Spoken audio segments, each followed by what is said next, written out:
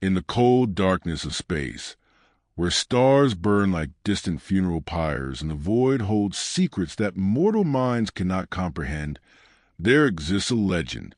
It is a legend of beauty and tragedy, of nobility and sacrifice, of an angel who stood against the darkness even when he knew the cost. This is the story of Sanguinius, the great angel, the most beloved of the Emperor's sons, and perhaps the most tragic of all the Primarchs. His tale is one of perfection marred by hidden flaws, of grace shadowed by inherited darkness, and of a hero who saw his own death approaching yet never faltered in his duty. To understand Sanguinius, one must first understand what he represented in a galaxy that had forgotten beauty. He was hope made manifest, a living embodiment of humanity's highest ideals given form.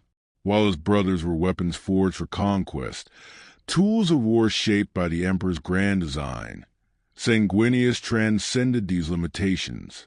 He was art as much as artifice, poetry written in gene code, a being who made those around him believe that humanity could be more than mere survivors clawing their way through a hostile cosmos. The Primarch of the Ninth Legion was known by many names throughout his existence. The Great Angel, the Brightest One, the Lord of Angels, as Kalen, his closest companion, called him simply my lord, with a devotion that bordered on worship.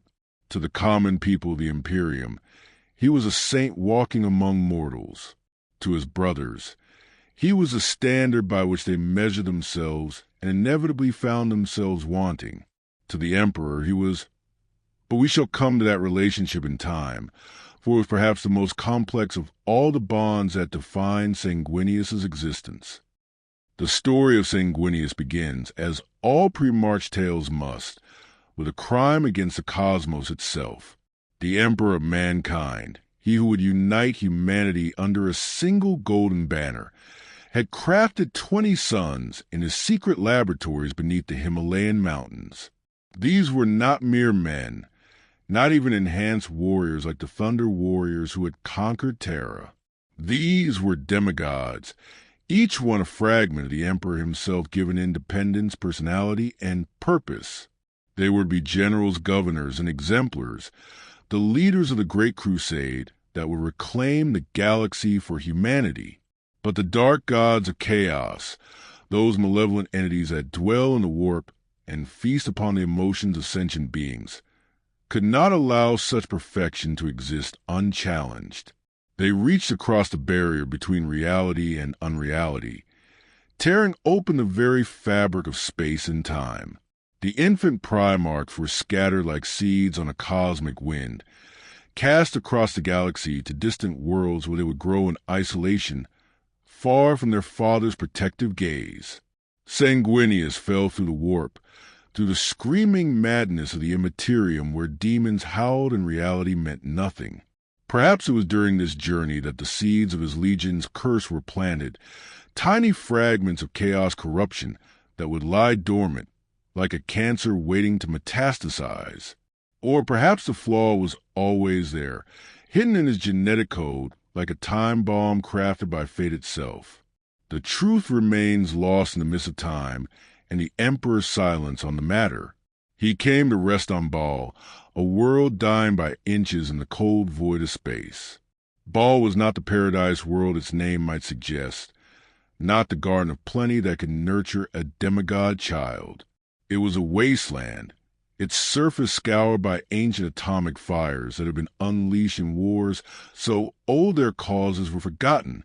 The radiation had left the planet a desert of red dust and broken rock, where water was more precious than gold and life clung to existence with desperate determination.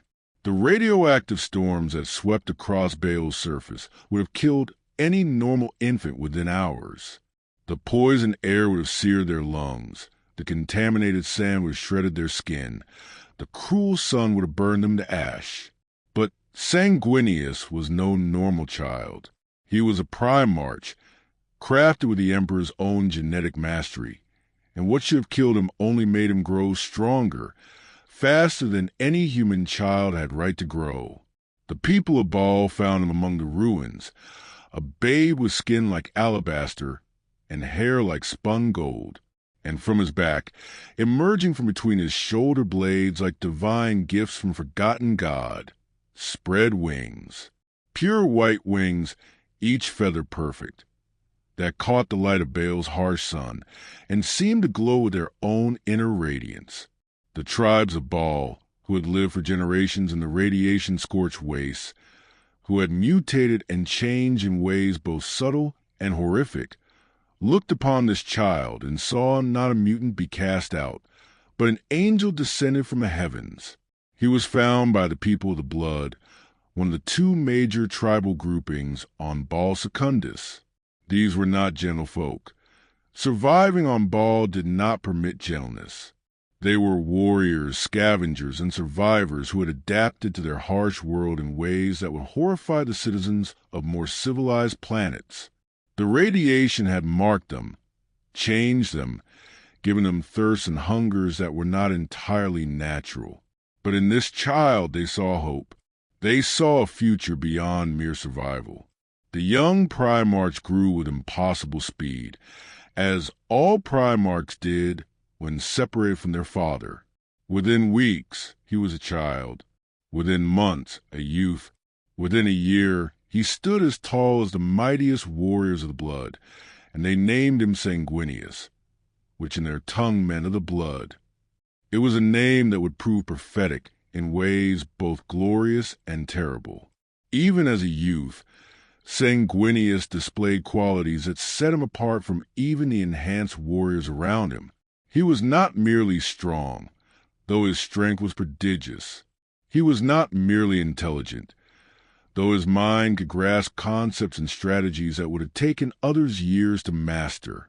What marked him as different was his character, the essential nobility of spirit that seemed to radiate from him like light from a star. He did not lead through fear or domination, though he was capable of both. Instead, he inspired. When he spoke, men listened not because they feared punishment for not listening, but because his words carried a weight of truth and wisdom that demanded attention. When he made decisions, his followers trusted those decisions not out of blind faith, but because Sanguinius had proven time and again that he considered the welfare of his people above his own glory.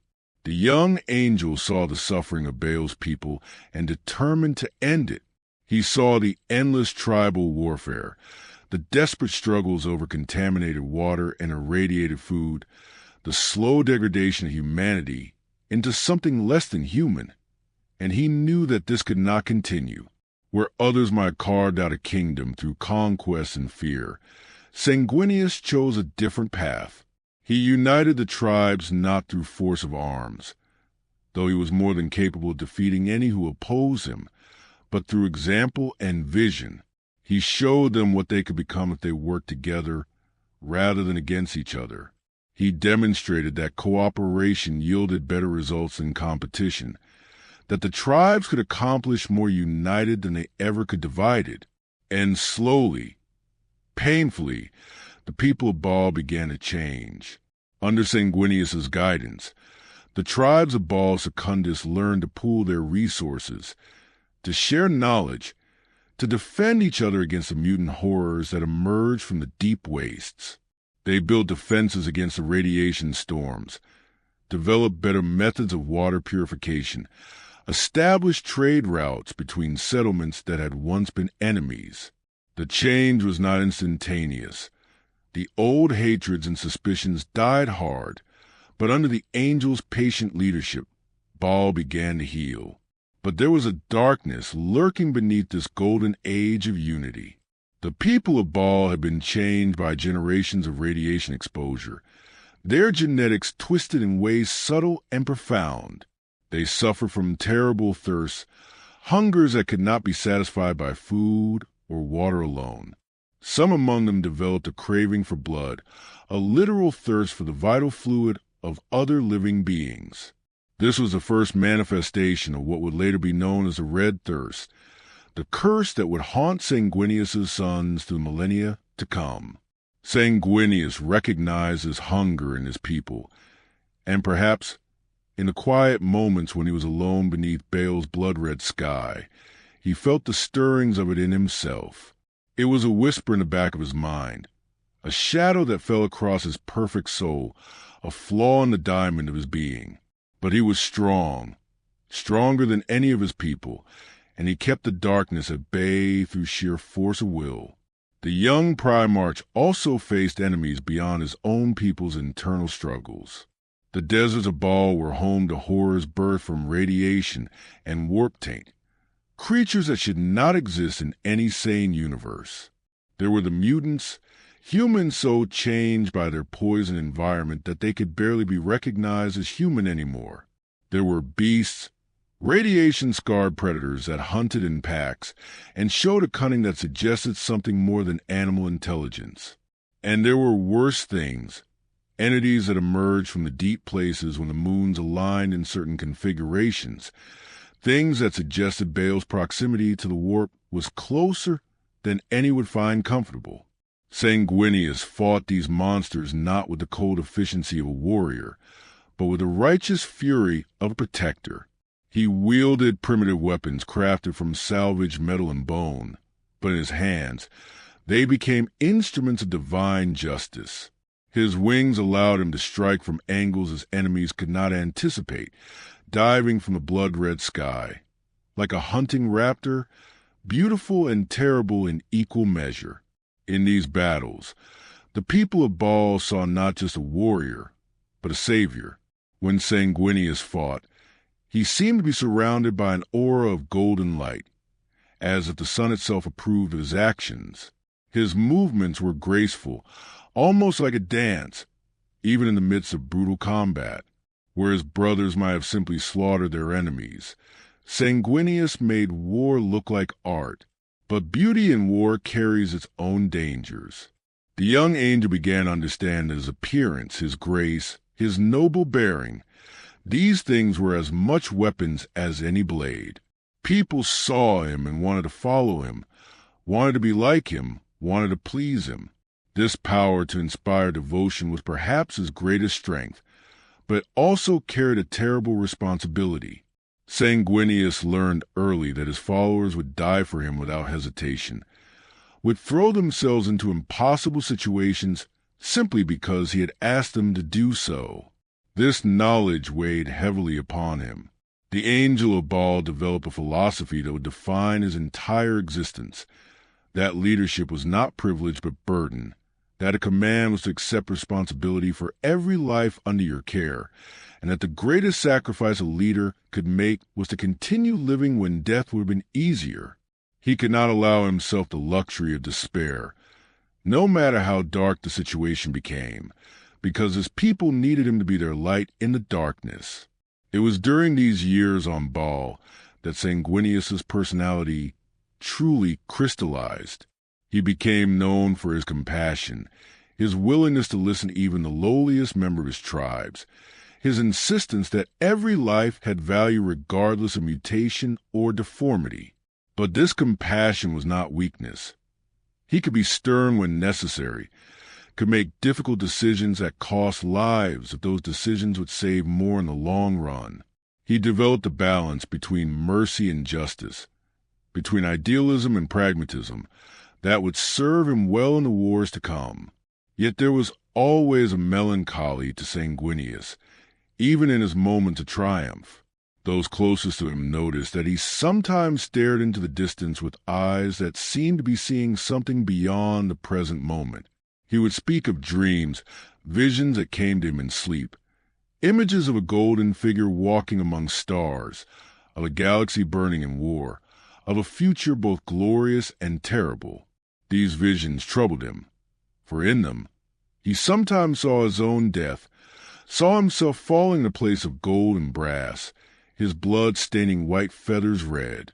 But he did not speak of these visions often, choosing instead to focus on the present, on the people who needed him now rather than the fate that might await him in the future.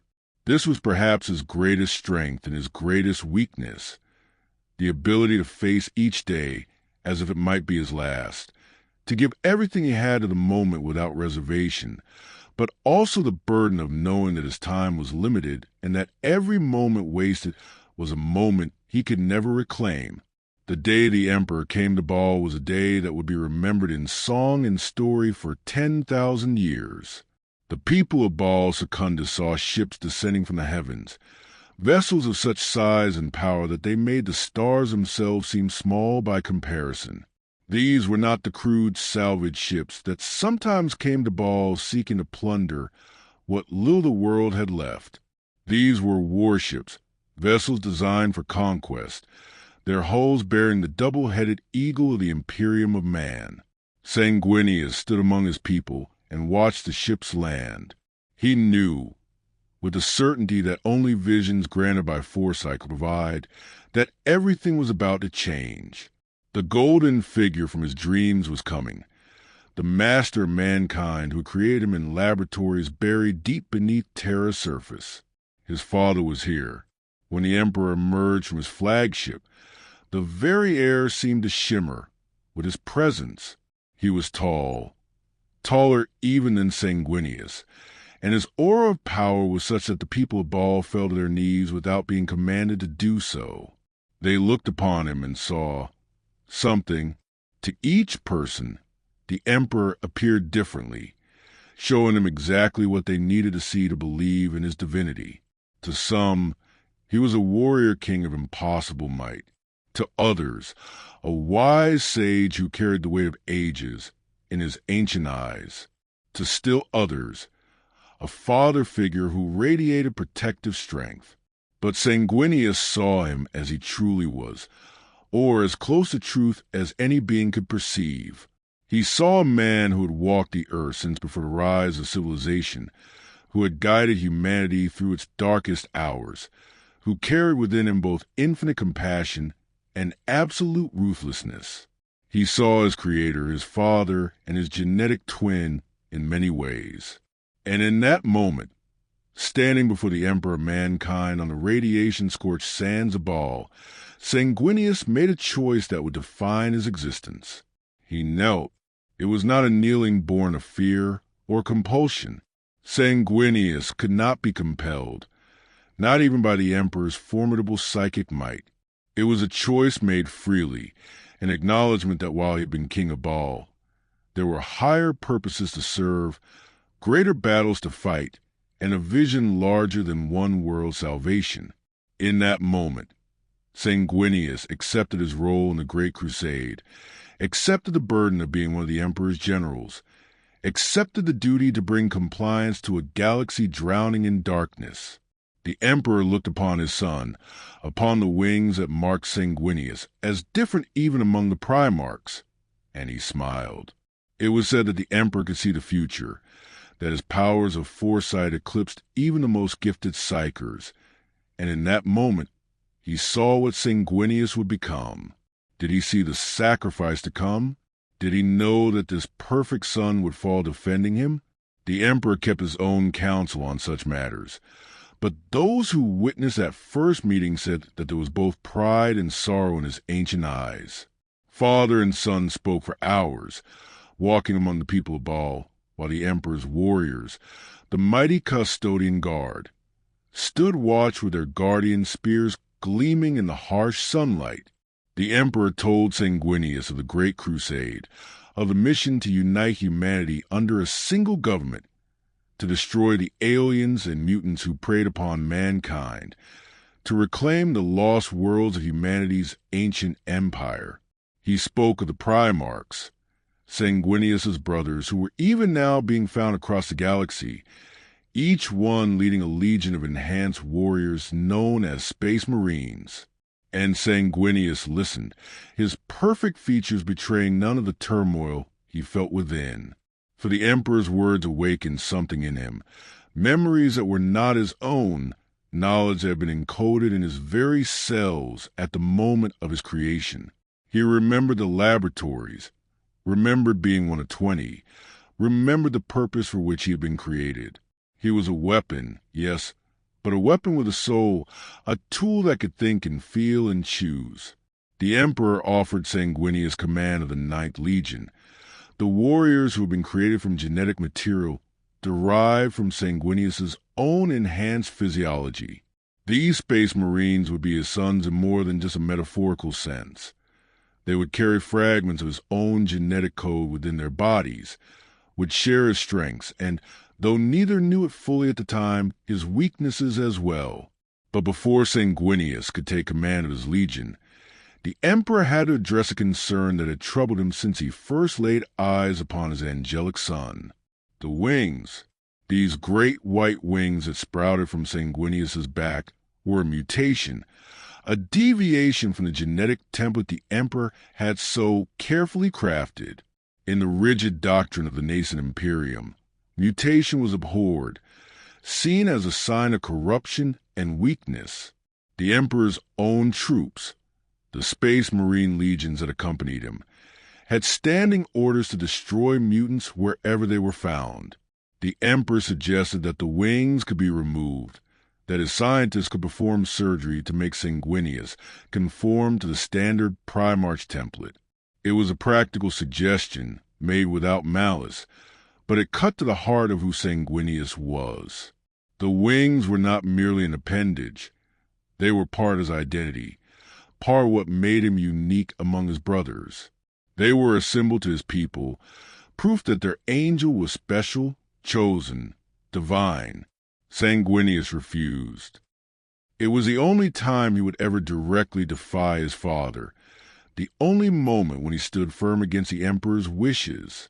He would not remove the wings, would not diminish himself to fit someone else's template, even if that someone was a master of mankind. The wings were part of him, and to remove them would be to remove an essential aspect of his being. He would rather die as he was and live as a diminished version of himself. The Emperor considered this for a long moment, his ageless eyes studying his defiant son.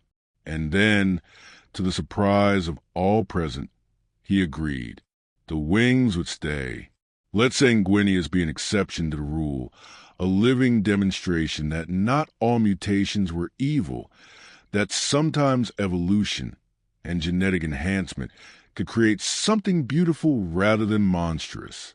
It was a decision that would have profound implications for established Sanguinius as special even among the Primarchs, marked by his father as unique. But this acceptance came with an unspoken understanding.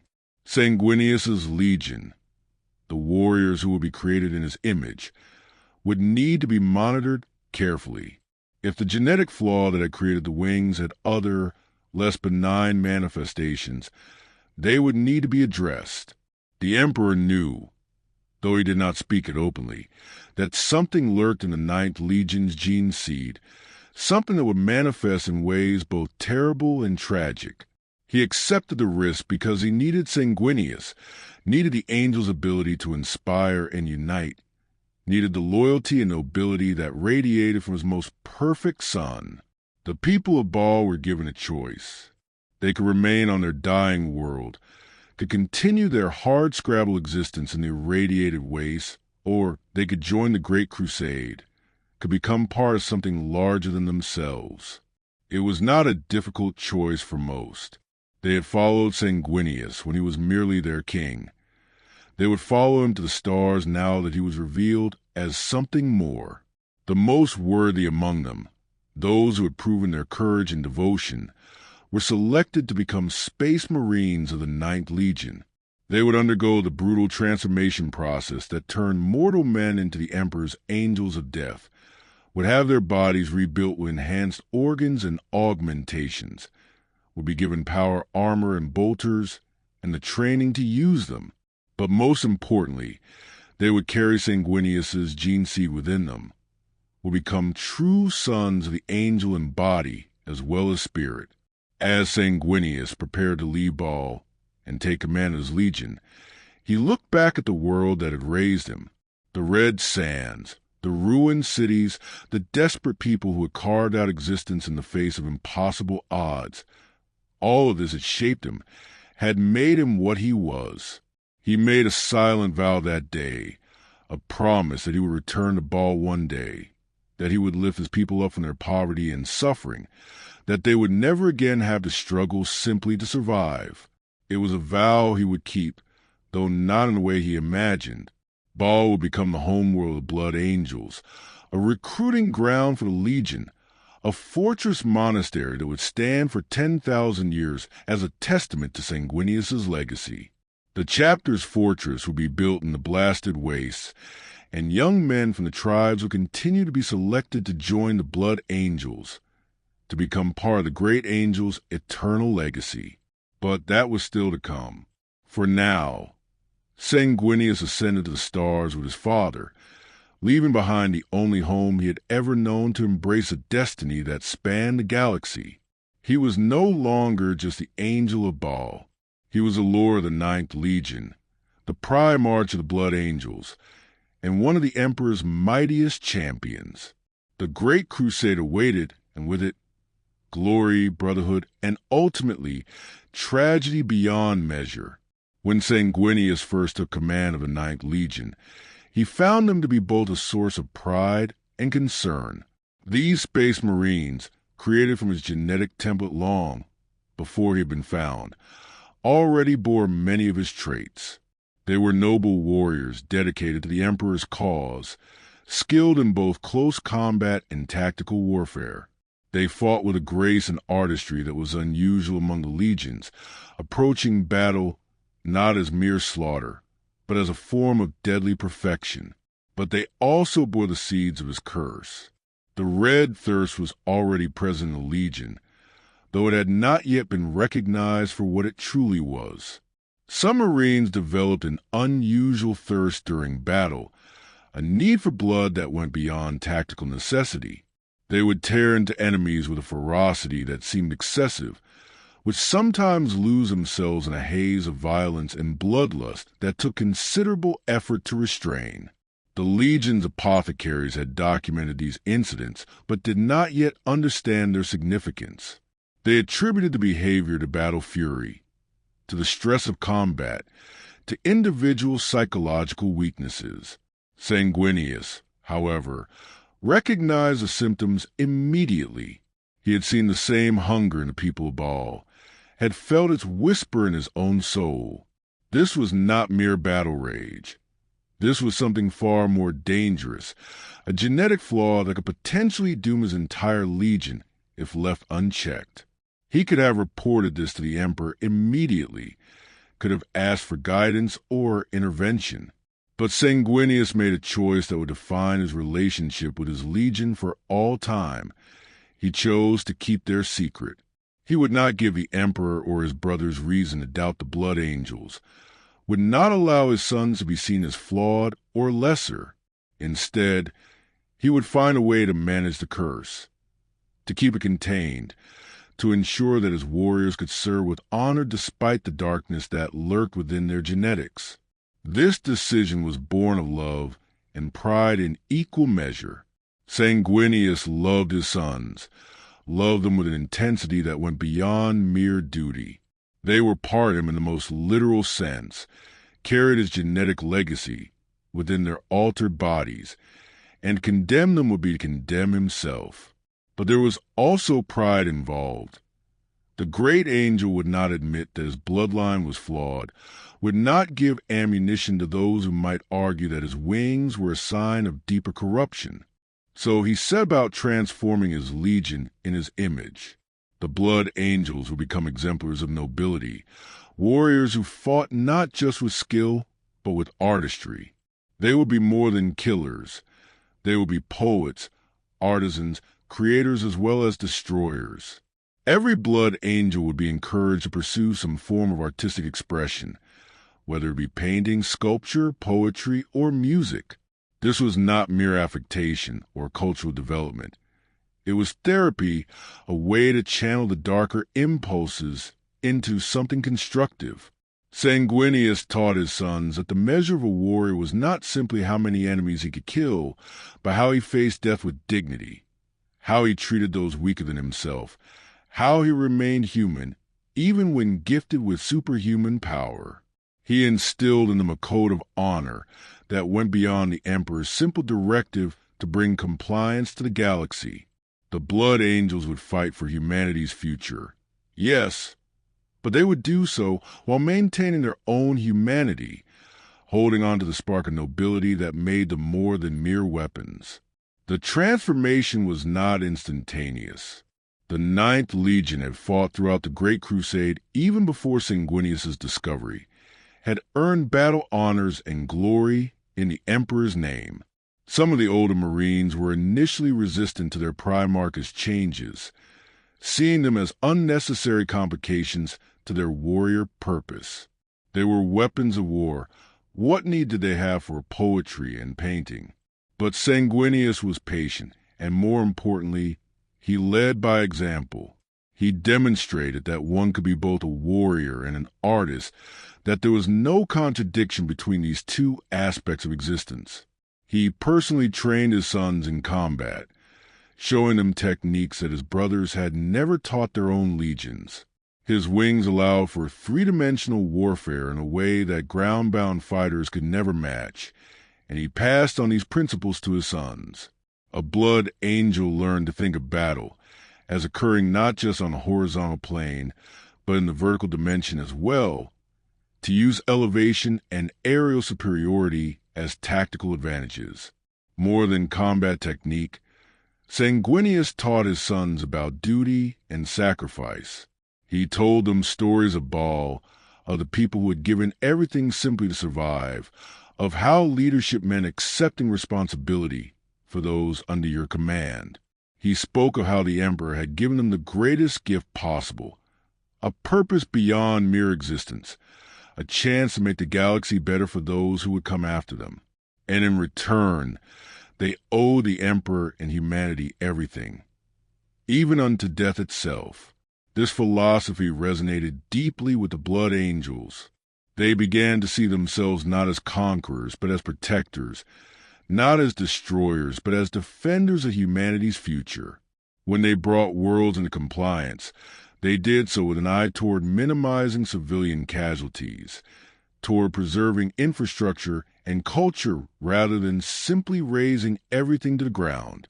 They became known for their ability to achieve victory with minimal collateral damage, to win battles through surgical strikes and precise tactics rather than overwhelming force. But Sanguinius also taught them how to embrace the fury when necessary. The Red Thirst, the curse that afflicted his legion, could be channeled, could be used as a weapon rather than a weakness. In the most desperate moments, when the battle seemed lost and death was imminent, a Blood Angel could let slip the chains that bound his darker nature, could become an avatar of righteous fury that swept through enemy ranks like a scythe through wheat. It was dangerous. Some who gave into the thirst never fully came back from that dark place, but it was also incredibly effective. The Primarchs established rituals and traditions to help manage this aspect of his legion's nature. The Blood Angels developed elaborate ceremonies before and after battle, rites that helped center them, that reminded them of who they were and what they fought for. They painted their armor red, the color of blood and sacrifice, a visible reminder of the price of their service. They wore white helmets and golden icons, symbols of purity and nobility that stood in stark contrast to the violence they were required to commit. Sanguinius also reorganized his legion's command structure. He established the Sanguinary Guard, an elite unit that would serve as his personal bodyguard and advisors. These warriors were selected not just for their combat prowess, but for their nobility of character, their ability to resist the call of the Red Thirst, their unwavering loyalty to both their Primarch and their brothers. They wore golden armor and bore artificer weapons, and they were answerable only to Sanguinius himself.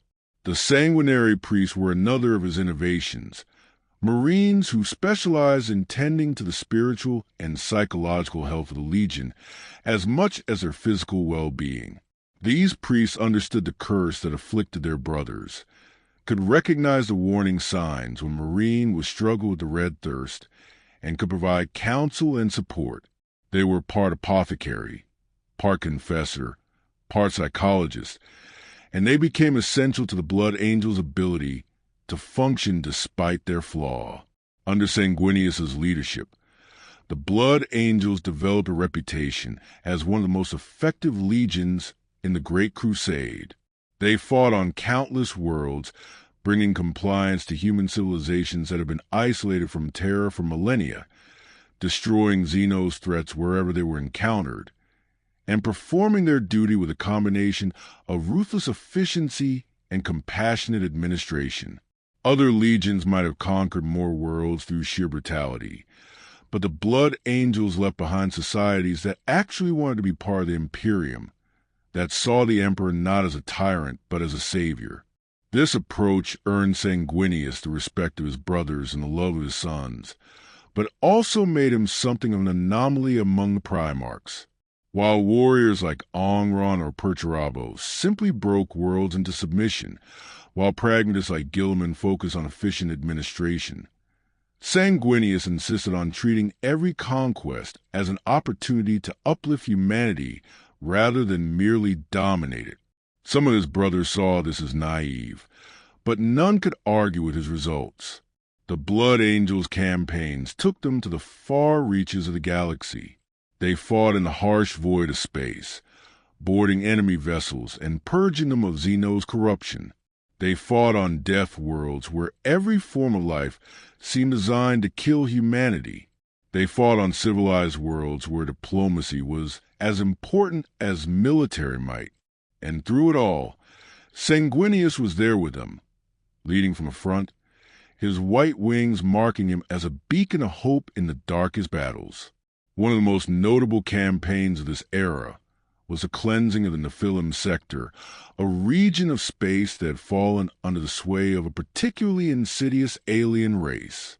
These Xenos used psychic manipulation to turn human populations against the Imperium, creating a network of puppet states that appear to be independent human civilizations, but were actually controlled by hidden masters. Many legions would have simply exterminated the human populations along with their alien controllers, but Sanguinius insisted on a more surgical approach. The Blood Angels infiltrated the sector, identified the alien controllers, and eliminated them with precision strikes that left the human populations largely intact. Then Sanguinius himself met with the human leaders, showed them the evidence of how they had been manipulated, and offered them a choice: true freedom as part of the Imperium, or continued slavery to alien masters. The choice was not difficult for most, and within a year, the entire sector had pledged loyalty to the Emperor without a single human city being destroyed. It was victories like these that demonstrated Sanguinius's unique value to the Great Crusade. He was not merely a conqueror. He was a uniter, a builder, a leader who could inspire loyalty through example rather than fear. The worlds the Blood Angels brought into compliance tended to stay compliant, their populations genuinely believing in the imperial ideal rather than merely fearing imperial retribution. But all of this success came at a cost that only Sanguinius truly understood. Every victory meant exposing his sons to battle, and every battle risked awakening the red, thirsting warriors who had previously kept it under control. The Primarchs spent countless hours with the sanguinary priests, reviewing reports of Marines who were showing signs of succumbing to the curse, personally counseling those who were struggling, making the difficult decision to remove from active service those who could no longer be trusted to maintain control. These decisions weighed heavily on him. Each warrior he removed from service was a son he had failed, a life that could have been saved if only he had been wiser, stronger, better. Sanguinius began to understand the terrible burden his father carried, the weight of being responsible for billions of lives, of making choices that would doom some to save others, of knowing that every decision had consequences that rippled out across space and time. The great angel developed a habit during these years of walking through his flagship at night, when most of his sons were in their meditation cycles. He would visit the quarters of his warriors, would look upon them as they rested, and he would remember each one's name, their histories, their hopes and fears. It was an impossible task, the blood angels numbered in the tens of thousands, but Sanguinius was a Primarch, and his memory was perfect. He knew every one of his sons, and he loved each of them, and the knowledge that his genetic flaw might destroy them all was a weight that never left him. Yet he never showed this burden to his sons. When they saw him, they saw only the perfect angel, the noble Lord who led them to glory after glory. They saw confidence, strength, determination, and love. They did not see the nightmares that plagued his sleep, the visions of future catastrophes, the knowledge that something terrible lurked in their shared bloodline. Sanguinius kept these fears locked away in his heart, sharing them with no one, carrying the weight alone because he believed that was what a leader must do. To understand Sanguinius fully, one must understand his relationships with his brothers, for these connections defined him as much as his own personality and beliefs. The Primarchs were not merely generals working toward a common goal. They were family, siblings created from the same divine source, bound by genetics and purpose even when separated by vast differences in temperament and philosophy. Of all his brothers, Sanguinius was perhaps closest to Horus. Horus Lupercal, the war master, the emperor's favorite son, the first Primarch to be found and the most charismatic of all the emperor's creations. The bond between Horus and Sanguinius transcended mere friendship. It was brotherhood in the truest sense, a connection between two beings who recognized in each other qualities they themselves aspired to possess. Horus saw in Sanguinius an ideal he could never quite reach. Where Horus was charismatic and inspiring, Sanguinius was genuinely noble.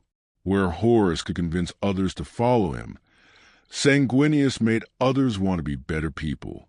Where Horus was a perfect general, Sanguinius was the perfect hero. And yet, there was no jealousy in Horus's admiration, only genuine love and respect. He would often say that if anyone deserved to be war master instead of him, it should have been Sanguinius. For his part, Sanguinius loved Horus without reservation. He saw past the war master's charisma to the man beneath, understood the weight of responsibility that Horus carried, recognized the strain of being the emperor's chosen, while still being merely a man elevated to demigod status. They could speak honestly with each other in ways they could not with their other brothers, could share their doubts and fears without judgment, could be vulnerable in a way that leadership rarely permitted. The two would often meet when their campaigns brought them to the same region of space. They would walk the corridors of each other's flagships, discussing strategy and philosophy, sharing wine and stories, simply enjoying each other's company. Horus would tease Sanguinius about his wings, calling him Little Angel, despite the fact that Sanguinius was anything but little. And Sanguinius would smile and endure the teasing, knowing it came from a place of affection rather than mockery. What made their friendship particularly poignant was Sanguinius's visions. The great angel had foreseen the heresy long before it began, had seen images of Horus corrupted by chaos, transformed into a monster wearing his brother's face. He had seen himself and Horus locked in combat, had felt the agony of fighting someone he loved more than his own life. But these visions were fragmentary, unclear, and more importantly, Sanguinius refused to believe they were inevitable. He told himself that foreknowledge could change the future, that if he remained close to Horus, if he provided enough support and friendship, perhaps he could prevent the darkness from taking root. This was perhaps Sanguinius's greatest tragedy. Not that he failed to prevent the heresy, but that he saw it coming and could do nothing to stop it. The visions haunted him, growing clearer as the years passed, showing him in ever greater detail the horror that awaited. But what could he do? Tell the emperor that his favorite son would betray him? Accuse Horus of a crime he had not yet committed? destroy their friendship over dreams and visions that might be nothing more than paranoid delusions? So Sanguinius remained silent, treasuring every moment with Horus, while knowing that these moments might be the last, carrying the terrible knowledge that the brother he loved might one day become his enemy. It was a burden that would have crushed a lesser being, but Sanguinius bore it with the same grace he brought to all his sufferings, allowing no hint of his inner turmoil to disturb the bond he shared with the War Master. Beyond Horus, Sanguinius maintained close relationships with several of his other brothers. He was particularly fond of Jagatai Khan, the great Khan of the White Scars Legion. Where many of the Primarchs saw Jagatai as distant or inscrutable, Sanguinius recognized a kindred spirit. Another Primarch who valued individuality and artistic expression, who understood that humanity was more than mere biological imperatives, who saw the Great Crusade as a means to preserve culture rather than simply impose order. The two would meet infrequently, as their campaigns rarely overlapped, but when they did, they shared connection that transcended words. Jagatai understood Sanguinius's burden in ways the others could not.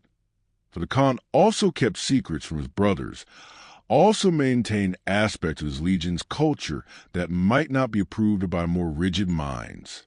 They would ride together when circumstances permitted, Jagatai on his modified bikes and Sanguinius with his wings, racing across open plains and sharing a freedom that neither could find elsewhere. Sanguinius also maintained a complex relationship with Robert Guilliman, the Lord of Ultramar. Guilliman was the ultimate pragmatist, the administrative genius who believed that the Imperium could be perfected through proper organization and efficiency. He looked at Sanguinius and saw both an ideal and a frustration, ideal in his nobility and effectiveness, frustrating his refusal to systematize and document his methods. Guilliman would often press Sanguinius to codify his tactics, to write treatises on leadership and philosophy that could be studied by others. But Sanguinius would demur, explaining that what worked for the Blood Angels might not work for other legions, that leadership was as much art as science, that some things could not be reduced to formulas and protocols. It was a philosophical difference that neither could entirely bridge, but there was respect between them nonetheless. Guilliman recognized that Sanguinius achieved results, even if those results came to methods that couldn't be replicated, and Sanguinius respected Guilliman's tireless efforts to build something lasting from the ashes of conquest. With Rogel Dorn, Primarch of the Imperial Fist, Sanguinius shared a bond forged in mutual respect and understanding of duty. Dorn was the Emperor's Praetorian, the defender of Terra, unbending in his loyalty and absolute in his commitment to his responsibilities. He saw in Sanguinius a brother who understood the weight of duty, who would never shirk his responsibilities, no matter the personal cost. They were different in temperament. Dorn was stoic where Sanguinius was emotional, rigid where Sanguinius was flexible, but they understood each other in fundamental ways. Sanguinius found Dorn's certainty both comforting and somewhat troubling. Dorn never seemed to doubt, never questioned whether his path was right, simply executed his duties with unwavering determination. Sanguinius, who was plagued by doubts and visions, sometimes envied this certainty even as he recognized that his own flexibility might be more valuable in the long run. They would discuss fortification and defense strategies, with Dorn explaining his architectural philosophies and Sanguinius offering perspectives on how attackers might use three-dimensional warfare to bypass traditional defenses. The relationship between Sanguinius and Leman Russ, the Wolf King of the Space Wolves, was characterized by mutual respect tempered by fundamental differences in philosophy. Russ was savage, primal, a warrior who embraced his bestial nature and saw sophistication as potential weakness. He looked at Sanguinius's emphasis on art and culture with bemusement, considering it unnecessary ornamentation on what should be straightforward warrior culture. Yet Russ also recognized something in Sanguinius that he could not deny. The angel was one of the few Primarchs who seemed completely comfortable with his own nature. Where Russ sometimes worried that his wild persona was becoming too real, that he was losing touch with his human side, Sanguinius showed no such conflict. He was both angel and warrior, both artist and killer, and he moved between these aspects of himself with effortless grace. Russ respected that self-knowledge, even if he didn't understand how Sanguinius maintained it. The two would sometimes engage in friendly competitions, testing their combat skills against each other in training exercises that left both bloody and laughing. Russ would fight with savage efficiency, using every dirty trick and brutal technique at his disposal. Sanguinius would counter with aerial maneuvers and precise strikes, turning combat into something that resembled a deadly dance. Neither could definitively claim superiority over the other, which only deepened their mutual respect. With Magnus the Red, Primarch of the Thousand Suns, Sanguinius maintained a relationship of cautious friendship. Magnus was a psyker of incredible power, a scholar who sought to understand the secrets of the warp and harness psychic energy for humanity's benefit. He saw in Sanguinius a fellow intellectual, someone who valued knowledge and understanding over mere brute force.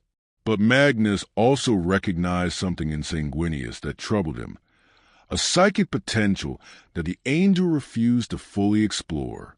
Sanguinius possessed precognitive visions, suggesting latent psychic abilities, but he refused to delve deeper into these powers, refused to risk opening himself to the dangers of the warp. Magnus would sometimes argue that Sanguinius was limiting himself unnecessarily, that with proper training and safeguards, his psychic abilities could be enhanced and controlled.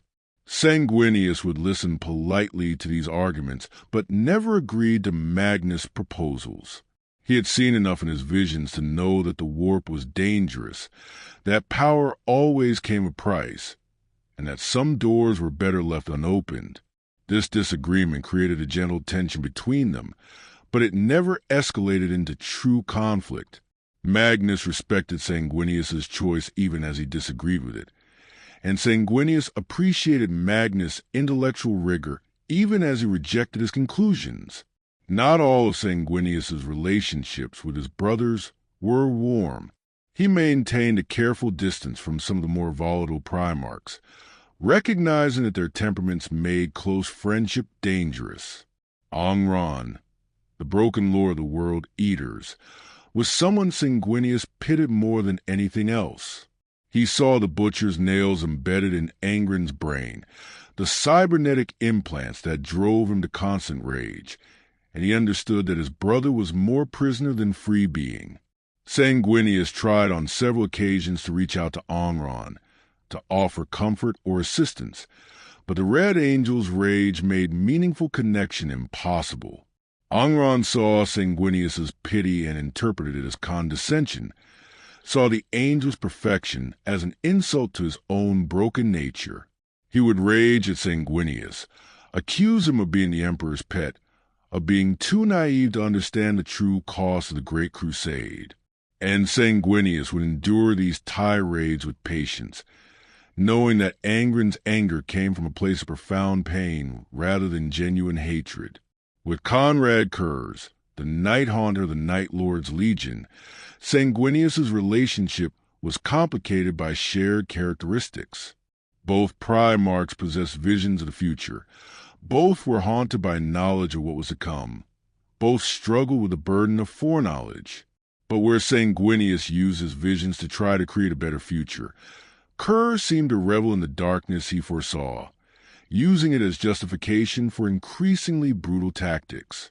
Sanguinius tried to help Kurz, tried to show him that visions were possibilities rather than certainties, that the future could be changed through present action. But Kurz was already too far gone, too consumed by his own fatalistic philosophy, too convinced that the galaxy deserved the punishment he meted out. Eventually, Sanguinius had to accept that his brother was beyond saving, that whatever nobility might have existed in Curse had been burned away by his own darkness.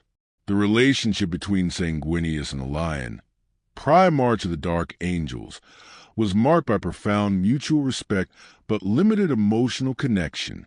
Lionel Johnson was perhaps the greatest tactical mind among the Primarchs, a warrior of supreme skill and strategic brilliance. He looked at Sanguinius and saw appear another Primarch who could stand alongside him in the greatest battles of the age.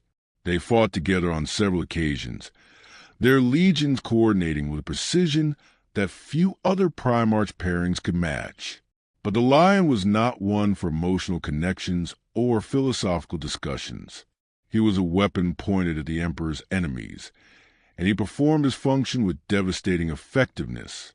Sanguinius appreciated the Lion's skills, but found their interactions somewhat hollow, lacking the depth of his friendship with Horus or the philosophical engagement he shared with others. Still, there was trust between them. When battle called, each knew the other would perform flawlessly. Among all his brothers, perhaps the relationship Sanguinius found most perplexing was with Fulgrim, Primarch of the Emperor's children. Fulgrim was another perfectionist, another Primarch who valued art and beauty, another leader who insisted his legion embody the highest ideals of humanity. In many ways, they should have been natural allies, brothers united in their pursuit of excellence. And for a time they were. Fulgrim and Sanguinius would compare philosophies, discuss the nature of perfection, share their artistic creations with each other. But there was always something slightly off in their interaction, a dissonance that Sanguinius couldn't quite identify. Where Sanguinius pursued perfection to serve others, to be worthy of his followers' faith, Fulgrim seemed to pursue it for its own sake, to prove his superiority. It was a subtle difference, but it created a divide that neither could quite bridge. As the Great Crusade progressed and the years passed, Sanguinius came to understand that his relationship with his brothers was perhaps his greatest strength and his greatest weakness. He loved them, wanted to believe in their nobility, wanted to trust that they would all remain true to the Emperor's vision. But his visions kept showing him fractures in this brotherhood, showing him betrayals and corruptions, showing him that not all his brothers would remain loyal. This knowledge created a terrible isolation. Sanguinius was surrounded by brothers, sons, comrades, and followers, yet he was fundamentally alone in his knowledge of what was to come. He couldn't share his visions without risking accusations of disloyalty, couldn't prepare for the heresy without essentially causing it through his own paranoia, couldn't save his brothers without destroying the very relationships he sought to preserve. So he did what he always did.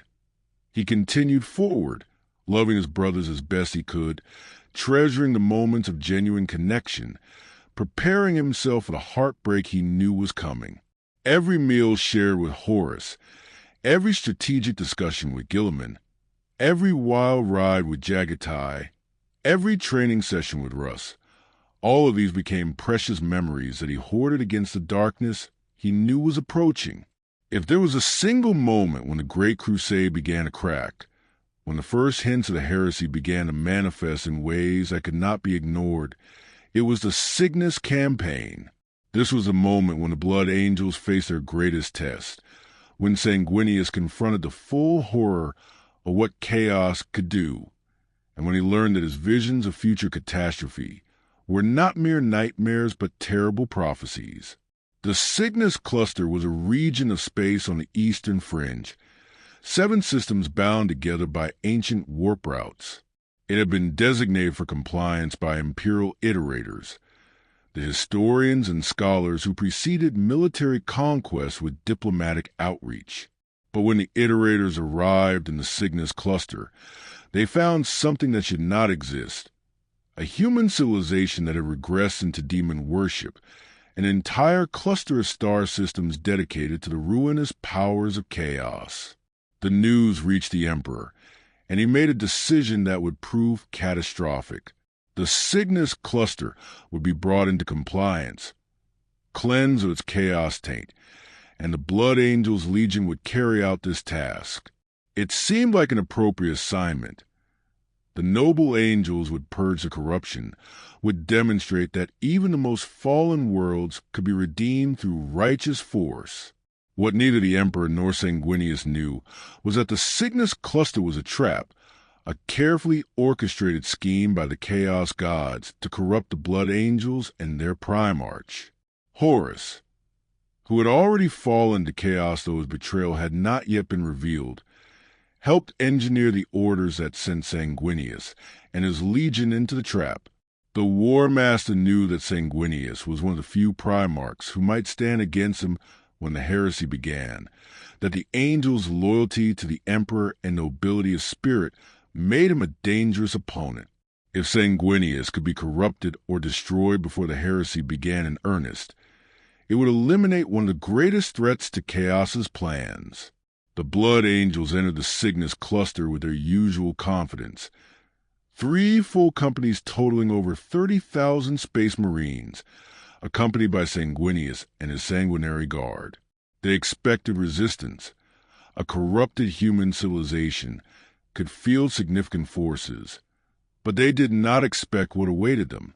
The very warp seemed to press against the boundaries of reality in this place, and as the Blood Angel ships translated out of warp space, they found themselves in a realm where physics and sanity held tenuous sway. The first planet they approached, Cygnus Prime, was wreathed in storms of psychic energy.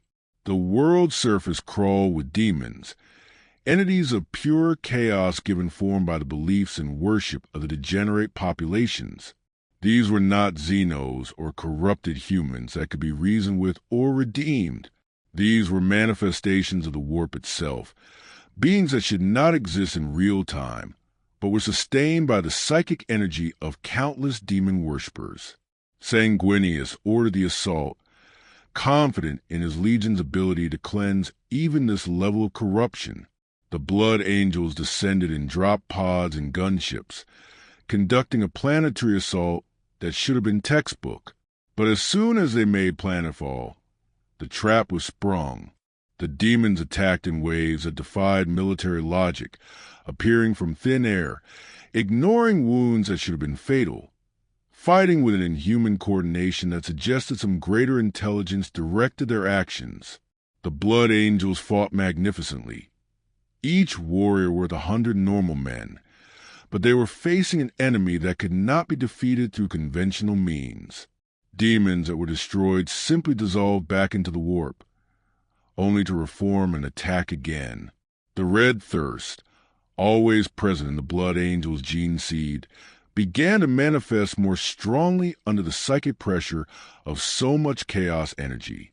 Marines who had controlled their darker impulses for decades suddenly found themselves overwhelmed by bloodlust, charging into enemy formations with wild abandon, tearing into demons with their bare hands when their weapons ran dry. Sanguinius recognized what was happening. The Chaos forces were specifically targeting his legion's weakness, using psychic manipulation to amplify the red thirst, trying to turn his noble warriors into bloodthirsty berserkers. He ordered his forces to establish defensive positions, to fight with discipline rather than fury, but the psychic assault was relentless. His sons were dying by the hundreds, and those who didn't die were being corrupted by the very environment they fought in. Then came the ultimate test. A greater demon of Sanguinius, the chaos god of excess and perfection, manifested on the battlefield. Kairos, the architect of fate, though his true name was Kyrus the Perverse, a demon prince of terrible power.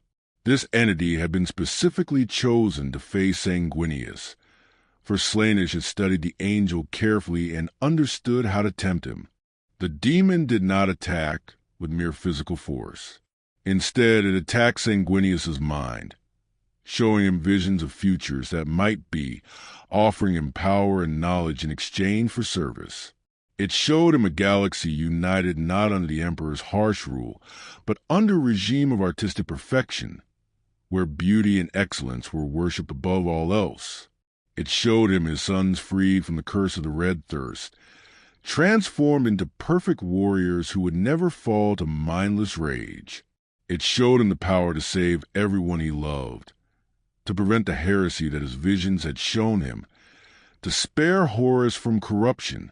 All it would cost was his soul. Sanguinius wavered. For a terrible moment, standing on the blood-soaked soil of Cygnus Prime with his sons dying around him and a demon offering him the power to save them all, he genuinely considered accepting. The offer was seductive precisely because it was tailored to his greatest weakness, his love for his sons, his desperate desire to protect them from their curse, his willingness to sacrifice anything if it meant they could live free of darkness. But in that moment of ultimate temptation, Sanguinius remembered who he was. He was not merely a general seeking victory, not simply a father wanting to save his children. He was the Emperor's son, a Primarch created to embody specific ideals. And one of those ideals was the understanding that some prices are too high to pay. To accept Chaos's bargain would not save his sons. It would damn them to an eternity of servitude to powers that viewed mortal beings as nothing more than playthings and food. The angel refused. His refusal was not a simple no. It was a declaration of defiance that rang across the immaterium itself, a rejection so absolute and filled with righteous fury that even the chaos gods themselves took notice. Sanguinius spread his wings and launched himself at the greater demon, wielding the blade in Carmen, his master-crafted power sword, and the spear of Telesto, a weapon of incredible power that had been gifted to him by the Emperor. The battle between Sanguinius and Kyrus was a conflict that transcended mere physical combat. It was a war of wills, a test of conviction against corruption, nobility against depravity. The demon wielded powers that bent reality itself, summoning forth illusory armies, attacking Sanguinius's mind with psychic assaults that would destroy lesser beings, promising pleasure and power with every strike. Sanguinius answered with pure fury. His blade sang through the demon's defenses. His spear pierced its immaterial flesh. His wings carried him through attacks that should have been unavoidable. He fought with a combination of skill and rage that his sons had never seen before, the perfect balance between discipline and fury, between control and unleashed power. This was Sanguinius at his peak, a demigod defending his very soul against one of Chaos's greatest champions. The duel lasted for hours, or perhaps only minutes. Time flowed strangely in the presence of such concentrated chaos energy. But eventually, inevitably, Sanguinius prevailed. He drove the spear Telesto to the demon's core, pinning it to the ground even as it thrashed and screamed.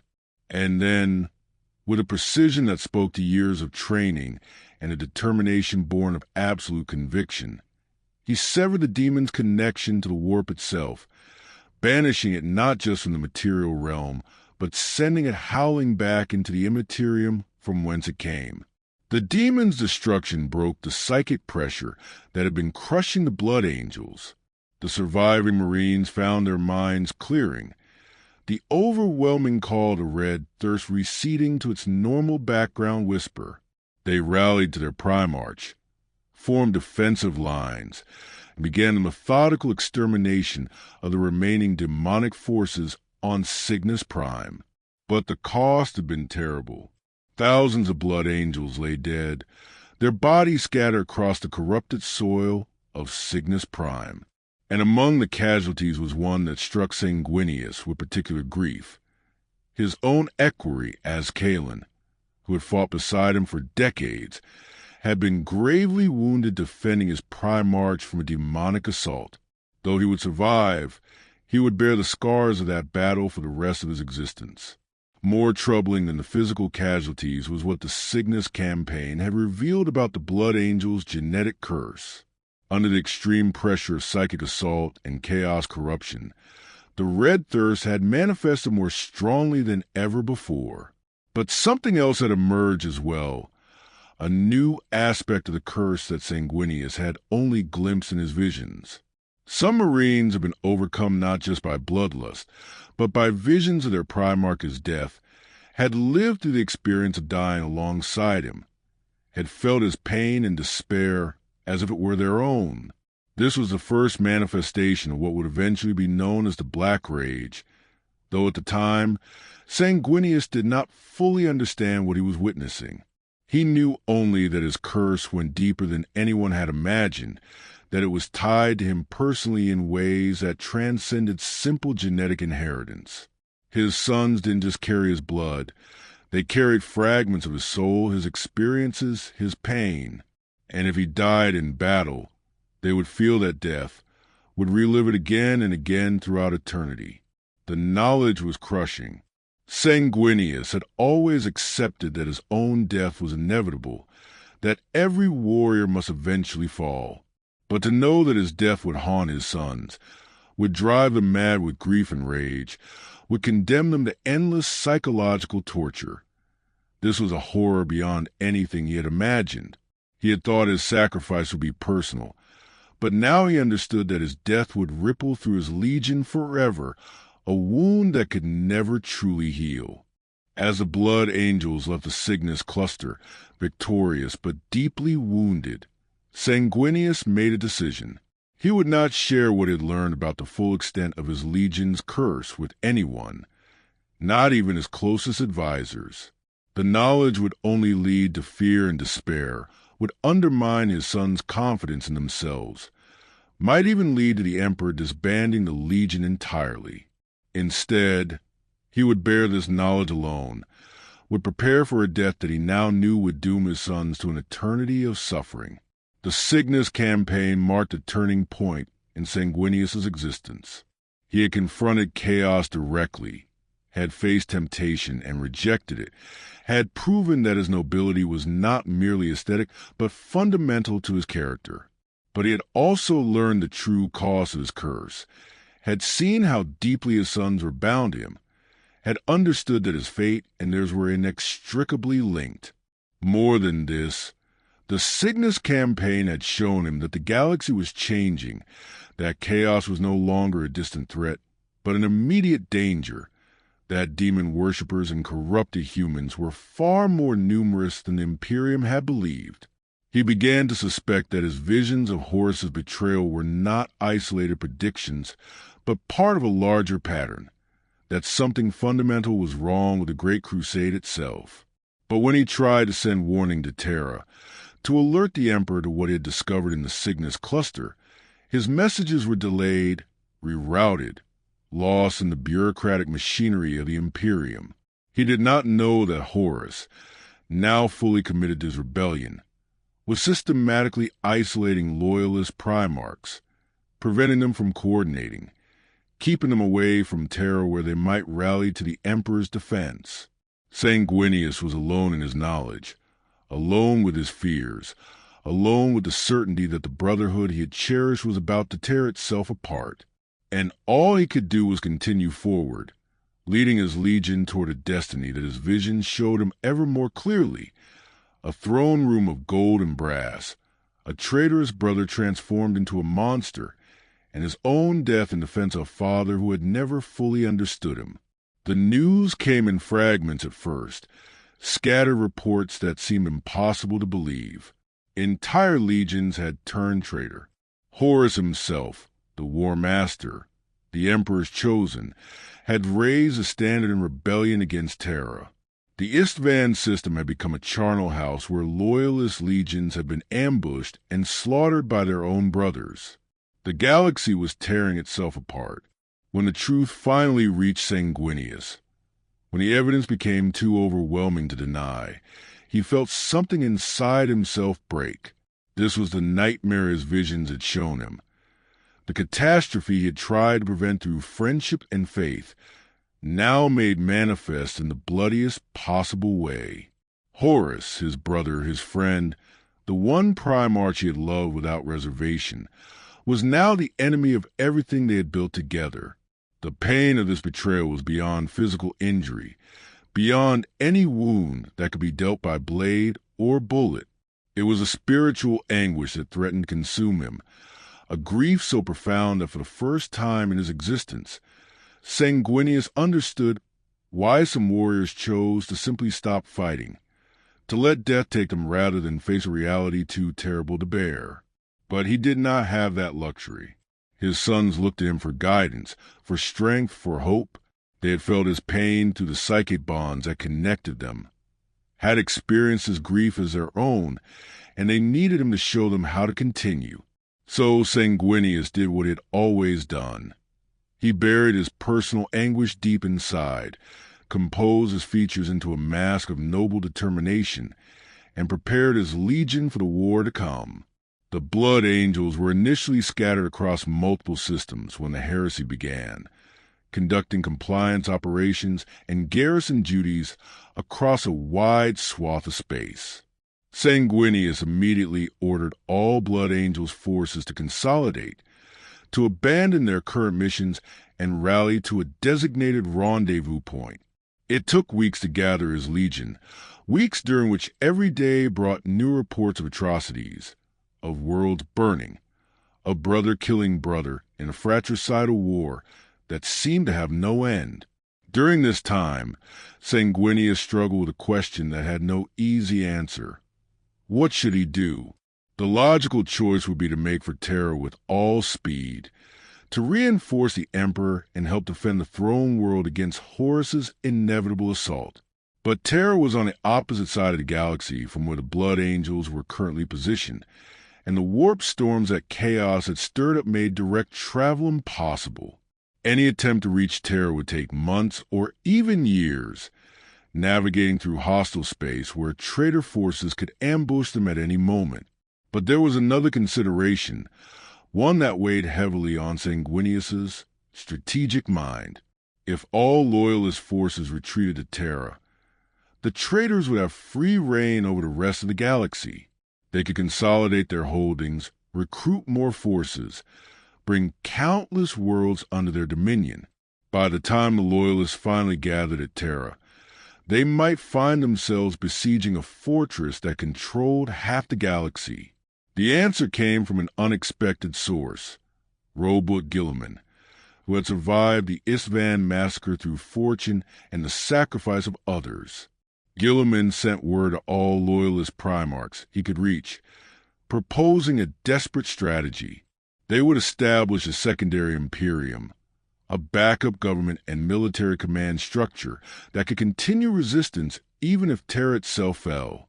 This Imperium Secundus would be based in Ultramar, Gilliman's own realm, and would serve as a rallying point for loyalist forces. The proposal was controversial. Some saw it as necessary contingency planning. Others viewed it as potential treason, suggesting that Gilliman might be planning to establish his own empire with himself as ruler. Sanguinius understood both perspectives, but he also understood strategic reality. If Terra fell and the Emperor was slain, the Loyalists would need somewhere to regroup, some government structure that could continue the fight. Imperium Secundus might be necessary, however distasteful its implications might be. So Sanguinius set course for Ultramar, fighting his way through systems held by traitors and Xenos opportunists who sought to exploit the Imperium civil war. The journey was brutal, a series of running battles and desperate escapes as the Blood Angels tried to reach Gilliman's realm. They lost ships, lost marines, lost precious time as the heresy raged across the galaxy. When Sanguinius finally reached Ultramar, he found that Gilliman had been true to his word. The realm of Ultramar had been transformed into a functional miniature Imperium, complete with administrative structures, military commands, and diplomatic protocols. Gilliman had even assembled a war council composed of other loyalist Primarchs who had managed to reach his realm, most notably the Lion, Primarch of the Dark Angels, and Vulcan, Primarch of the Salamanders. But what shocked Sanguinius was Guilliman's next proposal. Imperium Secundus needed a ruler, a figure who could serve as a symbol of loyalty and hope, someone who could inspire the disparate loyalist forces to unite. And Guilliman proposed that this ruler should be Sanguinius himself. The suggestion was met with mixed reactions. The Lion objected vehemently. If anyone should rule in the Emperor's stead, it should be the most capable administrator, which would be Guilliman himself. Vulcan worried that establishing any government that claimed imperial authority while the Emperor still lived might be seen as treachery. Other members of the War Council had their own concerns and opinions, but Guilliman was adamant. He argued that Sanguinius was the only choice that made sense. He was universally respected, even revered. His loyalty to the Emperor was beyond question. His nobility and compassion would inspire hope in the darkest times. And most importantly, he had no personal ambition for rulership. Sanguinius could be trusted to serve rather than rule, to step aside immediately if and when the Emperor called for him. For his part, Sanguinius was horrified by the proposal. To sit on any throne, even a provisional one, even one meant to preserve the Emperor's authority, it felt like the ultimate betrayal. He had spent his entire existence serving his father's vision, and now he was being asked to take his father's place? It was unthinkable. But as the debate continued, as he listened to the arguments from all sides, Sanguinius began to understand the cruel logic of the situation. Someone had to make decisions for Imperium Secundus. Someone had to coordinate the loyalist response, to manage resources, to provide leadership, and if he refused, the duty would fall to someone else, someone who might not be as trusted, who might not inspire the same unity, who might even harbor ambitions that could fracture the loyalist cause further. He accepted the role with great reluctance, insisting that this was a temporary measure, a necessity forced upon them by circumstance. He would serve as a regent of Imperium Secundus only until the Emperor called for him, only until Terra's fate was decided one way or another. And he made it clear that this was not rulership but stewardship. He held the position in trust for his father, nothing more. The coronation, if it could be called that, was a somber affair. There was no joy in it, no celebration of ascension. Sanguinius wore white robes rather than the gold of an emperor, insisted that his throne room be a war room first and foremost, refused every honorific and title except regent. He would not pretend to be his father, would not allow anyone to forget that this was a desperate expedient rather than legitimate succession. Yet despite his reluctance, Sanguinius proved to be an effective leader of Imperium Secundus. He balanced Guilliman's administrative genius with the Lion's military prowess, mediating between his brothers when their personalities clashed, making difficult decisions when consensus could not be reached. He managed to inspire loyalty not through claims of authority, but through demonstrated competence and genuine care for those under his command.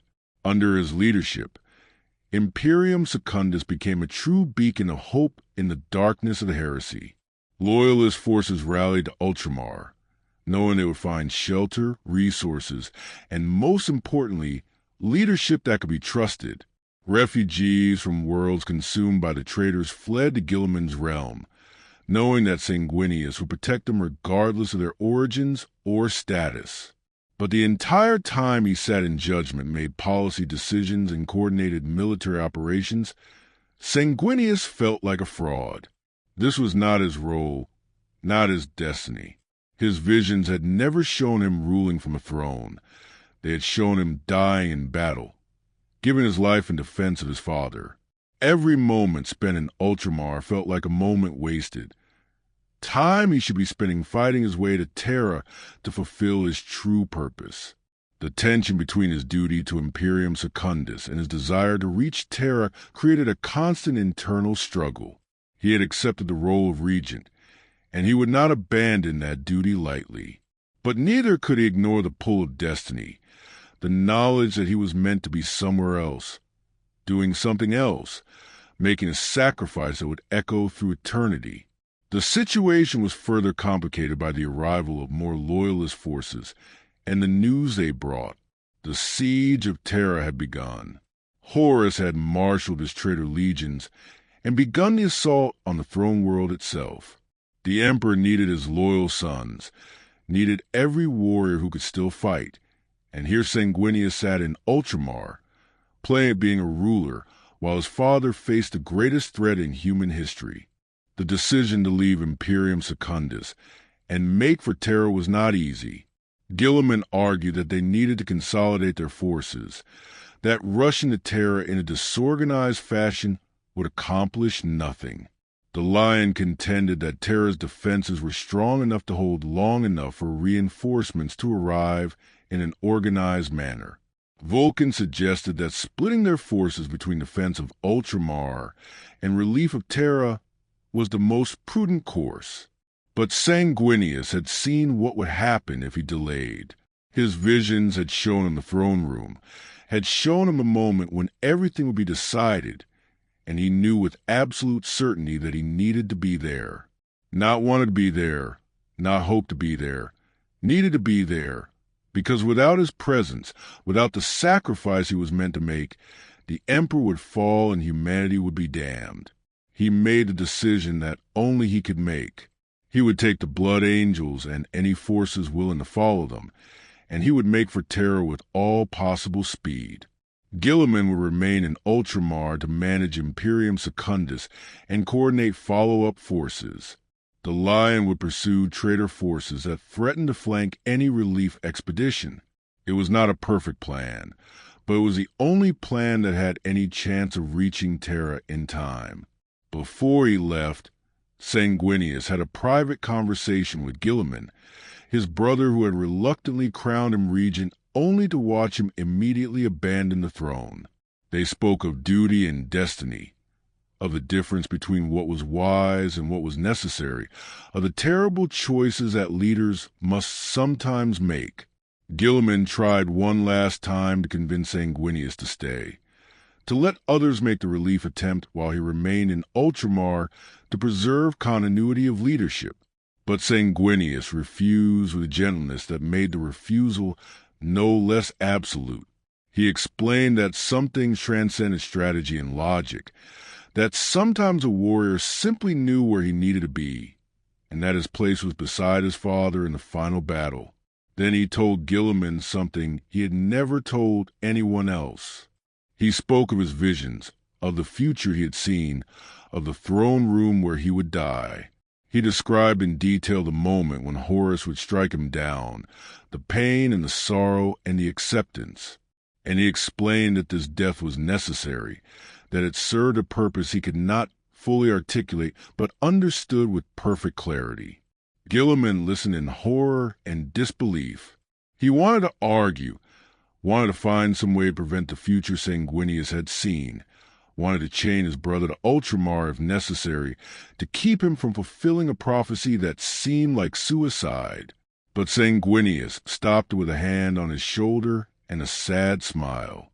"Brother," he said, "we do not choose our deaths. We only choose how we face them.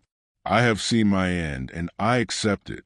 Do not mourn me before I fall, and do not try to save me from a fate that gives meaning to my existence. Instead, promise me that you will remember. Remember what we fought for. Remember what we died to preserve. Remember that the Imperium is meant to serve humanity, not the other way around."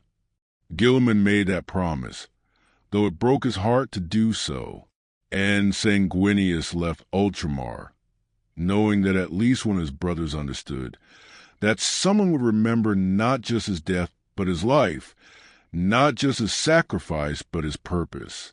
The journey to Terra was a nightmare of warp travel and desperate combat. The entire galaxy seemed to have gone mad, with warp storms raging across every major route. demons manifesting on ships that dared enter the Immaterium, and traitor fleets blockading every approach to the solar system. The Blood Angels lost a third of their fleet just reaching the edges of the segmentum solar, and by the time they approached Terra itself, they were battered, exhausted, and running low on every resource imaginable. But they kept going, driven by Sanguinius's absolute determination to reach his father's side. The Primarchs barely slept during the journey, spending every moment either coordinating their running battle with traitor forces or tending to his wounded sons. He moved through the Medicaid decks of his flagship, speaking words of comfort to dying Marines, personally blessing those who would not survive to see Terra. His sons watched him during these dark days and saw something they had never seen before. Their Primarch suffering, visibly struggling with the burden he carried. Sanguinius had always been perfect in their eyes, a living saint who faced every challenge with unshakable confidence.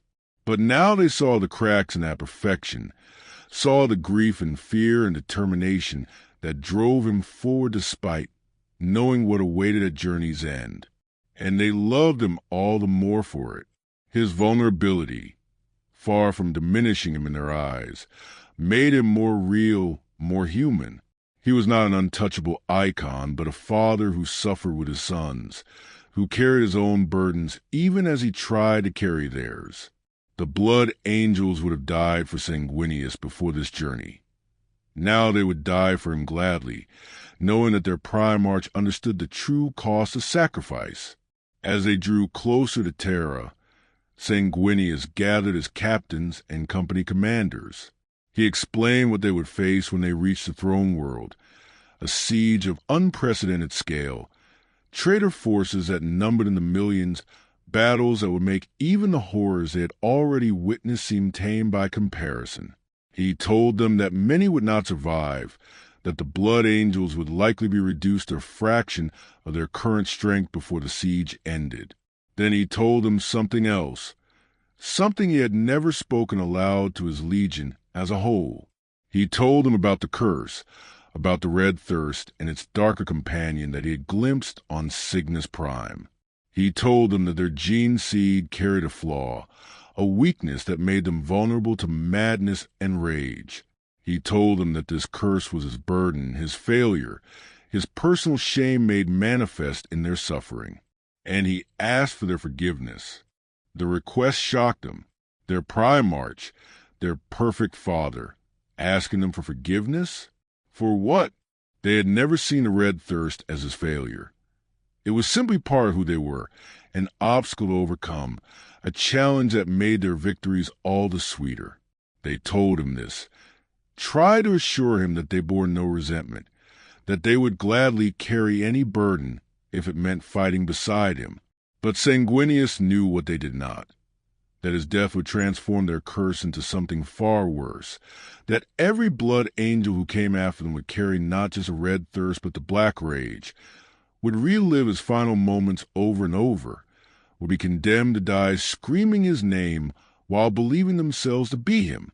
He could not tell them this directly, could not burden them with knowledge of a future they could not prevent, but he could at least acknowledge the debt he owed them for the suffering they would endure in his name. When the Blood Angels finally broke through the traitor blockade and entered the solar system, they found Terra besieged on a scale that beggared belief. Horus had brought 9 traitor legions to the throne world, along with countless mortal auxiliaries, war machines, demons, and corrupted humans. The orbital defenses had been shattered, the moon bases destroyed, and traitor forces were landing on Terra itself, pushing toward the Imperial Palace where the Emperor and his defenders made their last stand. Sanguinius led his legion directly into the heart of the battle, conducting an orbital assault that should have been impossible.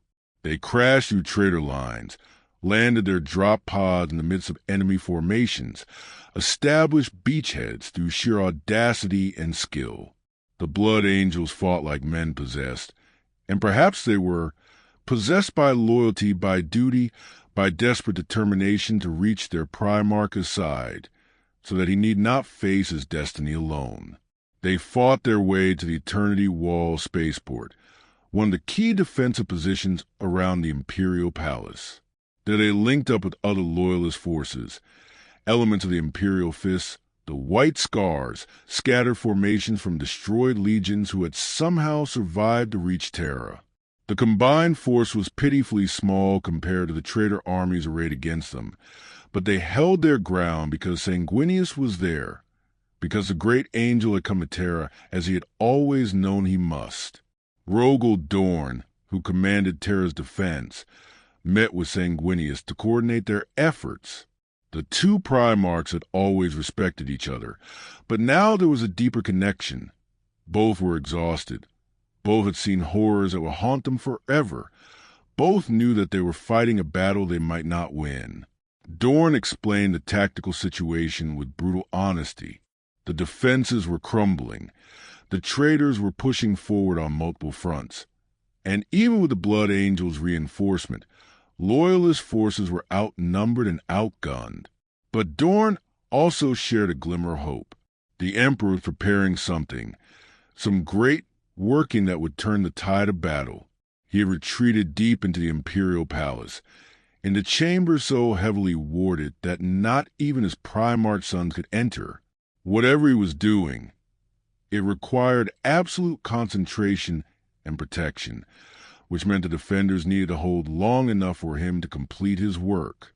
Sanguinius understood immediately. This was why he needed to be here, not just to fight in the siege, but to buy his father time.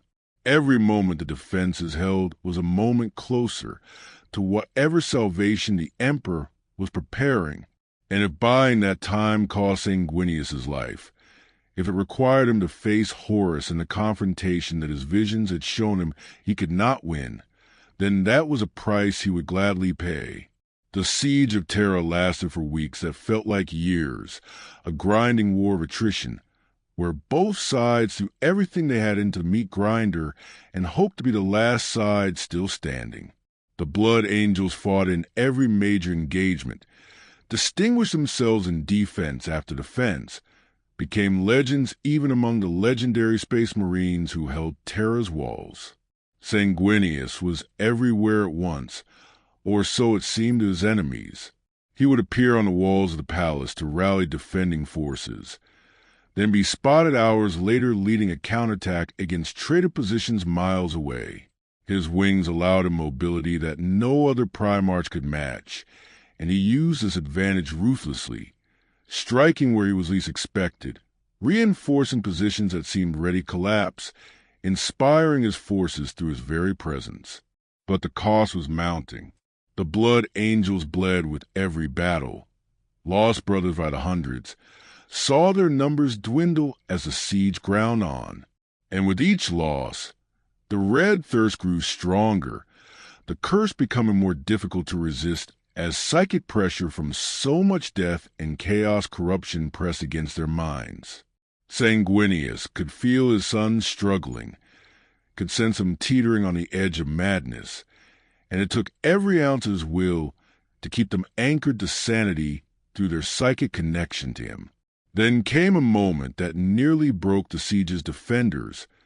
The Emperor's sacrifice of one of the Loyalist Primarchs to create a weapon against chaos. The details were unclear, lost in confusion of battle and the Emperor's secrecy, but the effect was undeniable. Something fundamental in the warp had changed, and the demon legions that had been reinforcing Horus's assault began to weaken. But the reprieve was temporary. Horus, now fully transformed into a vessel for Chaos's power, redoubled his assault. He knew that time was running out, that every moment he delayed gave the Emperor more opportunity to prepare whatever grand strategy he was planning. The War Master needed to end this quickly, needed to force a final confrontation, and so he made a decision that would seal his fate. Horus lowered the void shields on his flagship, the Vengeful Spirit, and sent a psychic challenge that could be felt across the entire planet. He challenged the Emperor directly, daring him to come aboard the flagship and face him in single combat. It was a trap, obviously. Horus wouldn't issue such a challenge unless he was confident in his victory. But it was also an opportunity. If the Emperor could slay Horus, the heresy would collapse. The traitor legions were united primarily by their war master's leadership. Without him, they would fracture into competing factions, and the Loyalists might have a chance to win the Civil War. It was a desperate gamble, but the entire siege had been a series of desperate gambles, and this might be the best opportunity they would get. Sanguinius immediately knew he had to be part of any boarding party. His visions had shown him that this confrontation was inevitable, that he was meant to face Horus aboard the Vengeful Spirit, that his death would occur in that ship's throne room. Part of him wanted to beg the Emperor not to go, to find some other way to end the siege, to delay the inevitable just a little longer. But he said nothing of his visions or his fears. Instead, he simply volunteered to accompany his father, along with Rogel Dorn, who also insisted on joining the boarding party. The Emperor looked at his two loyal sons and saw the determination in their eyes, the acceptance of whatever fate awaited them. He knew he could not dissuade them, and perhaps did not want to. If this was to be the final battle, better to face it with his most loyal sons at his side. The boarding party was small by necessity.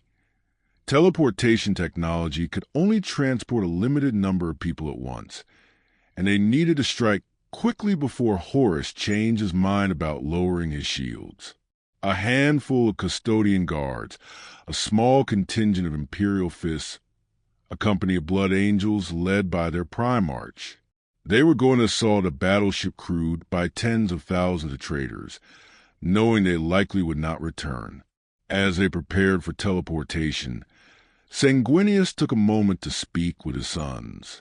He told them he loved them, that serving as their Primarch had been the greatest honor of his existence, that regardless of what happened aboard the Vengeful Spirit, they should remember that they were the Emperor's Blood Angels, and they should continue to be worthy of that name.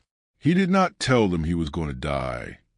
There was no point in burdening them with that knowledge, but they knew nonetheless. They could see it in his eyes, could feel through their bond, could sense that their father was preparing to make a sacrifice from which he would not return. Then, before they could respond, before they could beg him not to go or insist on accompanying him in greater numbers, the teleportation sequence initiated. Reality twisted. The materium gave way to warp for a brief moment, and Sanguinius found himself aboard the Vengeful Spirit, the ship that had once been Horus's pride. The flagship of the War Master had been transformed into something from nightmare. The corridors were no longer merely metal and machinery, but seemed to be made of flesh and bone in places. The very structure of the vessel corrupted by chaos until it was as much organism as artifact. The air was thick with wrongness, with a psychic pressure that made even the custodians struggle to maintain their composure. The boarding party split up by necessity. The teleportation had scattered them across different sections of the ship, likely due to Horus's interference with the translation coordinates. Sanguinius found himself with only a handful of his Blood Angels, separated from the Emperor and Dorn, deep in the corrupted bowels of the Vengeful Spirit. He began making his way toward the bridge, toward where his visions told him Horus would be waiting. The traitor Marines who tried to stop him died quickly, their corrupted bodies no match for a Primarch's fury. But these were merely obstacles, chaff meant to slow him down. Horus wasn't truly trying to stop Sanguinius from reaching the throne room. He wanted the angel to come, wanted to corrupt or kill this symbol of loyalty, wanted to prove that even the most perfect of the Emperor's sons could fall. As Sanguinius fought his way through the ship, he encountered horrors that would have broken lesser warriors. Demons manifested from the walls, their forms impossible and wrong. Former comrades, Blood Angels who had been captured and corrupted, attacked with techniques they had learned from Sanguinius himself. Cultists and traitors human, and Astartes alike threw themselves at him in waves. knowing they would die but hoping to wear him down through sheer numbers. And through it all, Sanguinius kept moving forward, his blade singing through corrupt flesh, his wings carrying him over obstacles and through ambushes. The handful of blood angels who had teleported with him died one by one, making last stands to allow their Primarchs to advance, sacrificing themselves so that he could reach his destiny. And each death was a wound in Sanguinius's soul, each loss a reminder of the cost of this final confrontation.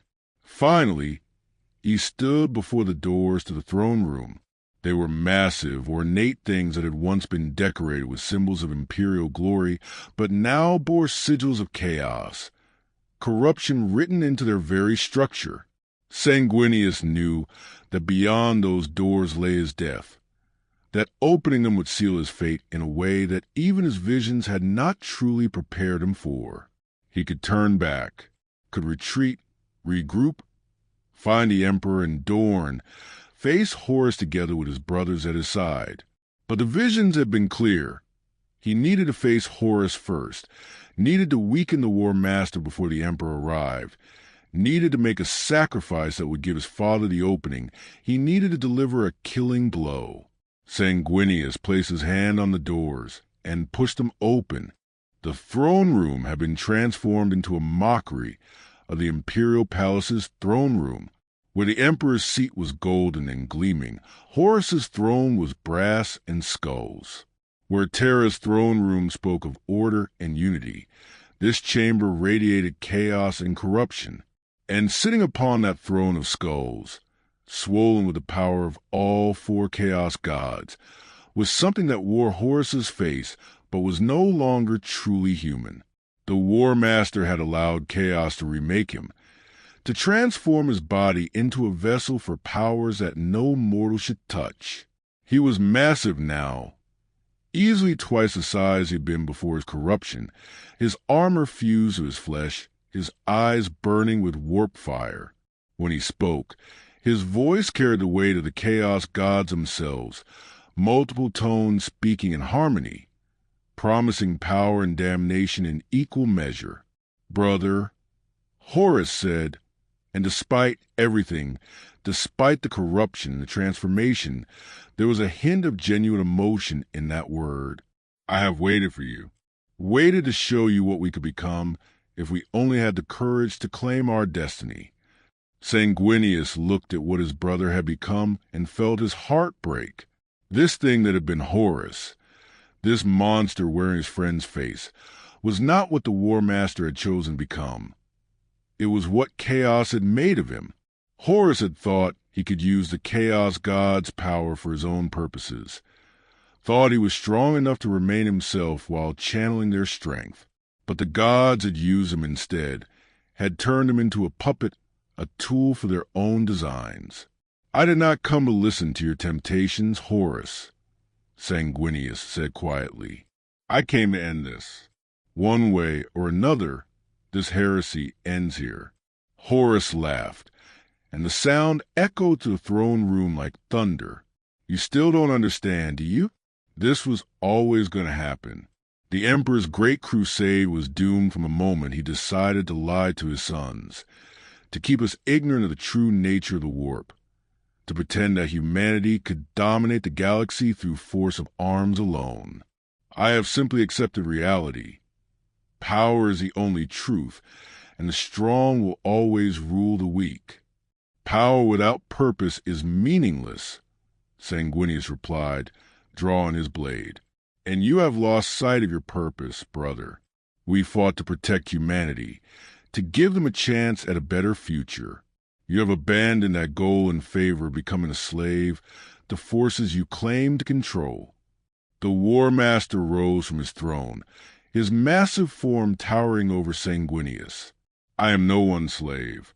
The gods have given me power beyond anything the Emperor could offer, and I will use that power to reshape the galaxy into something better than a sterile vision of order and control." "Then let us see whose vision prevails," Sanguinius said, and he attacked. The duel between Sanguinius and the corrupted Horus was a battle between ideals, as much as a physical confrontation. Every blow Sanguinius struck was a rejection of Chaos's lies, an affirmation that nobility and sacrifice meant something even in a galaxy drowning in darkness. Every parry and dodge was a refusal to submit, a declaration that he would not be corrupted or broken regardless of the cost. Horus fought with power that transcended anything a Primarch should possess. The Chaos Gods had invested so much of themselves in their champion that he wielded abilities that bent reality itself. He struck with weapons that burned with warp fire, that ignored armor and flesh to attack the soul directly. He moved with speed that should have been impossible for something so massive, striking from multiple angles simultaneously, his blows carrying enough force to shatter bulkheads and crack the deck plates. But Sanguinius had something Horus had lost, clarity of purpose. He knew why he fought, knew what he was fighting for, and that knowledge gave him strength that no amount of chaos power could match. He was not fighting for personal glory or power, or even for victory. He was fighting to buy time, to weaken Horus enough that when the Emperor arrived, the final blow could be struck. He was fighting because his death here would serve a purpose, because his sacrifice would mean something, because in dying he would prove that nobility was real and not just a naive delusion.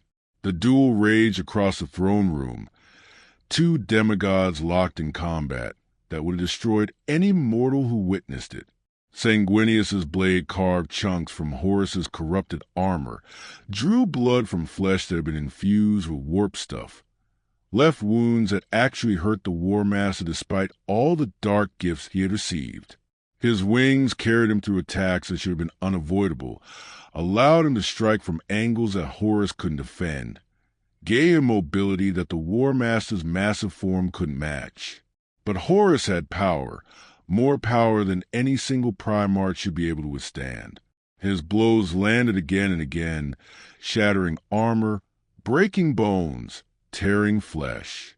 Sanguinius bled from a dozen wounds, felt his strength waning, felt his body failing under the sustained assault. Yet he fought on, refusing to fall, refusing to give Horus the satisfaction of an easy victory.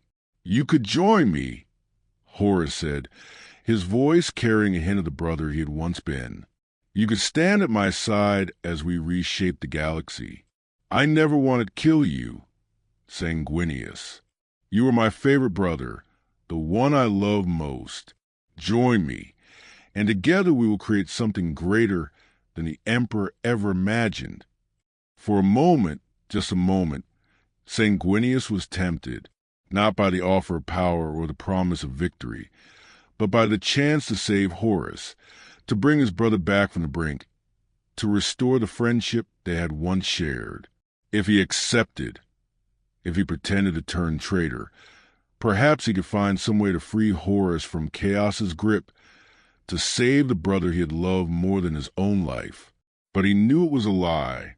Horus was too far gone, too thoroughly corrupted, too completely consumed by the powers he had invited into his soul. There was no saving him, no redemption possible, no path back to who he had been. The brother Sanguinius had loved was already dead, had died the moment he accepted Chaos's bargain. This thing that wore Horus's face was just an animated corpse, a puppet dancing on strings of warp energy. "I loved you," Sanguinius said quietly, his voice filled with more sorrow than anger. "I loved you as a brother, as a friend, as the person I thought you were. But that person is gone, and I will not betray everything I believe in to serve a monster wearing his face." And he struck with everything he had left, his blade driving toward Horus's heart, his wings propelling him forward with desperate speed, his entire being focused on delivering a blow that might actually kill the War Master. He almost succeeded.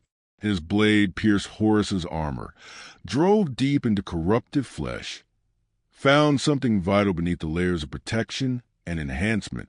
For a moment, genuine fear flashed across Horus's twisted features, and Sanguinius thought that perhaps his visions had been wrong, that perhaps he could win this fight after all.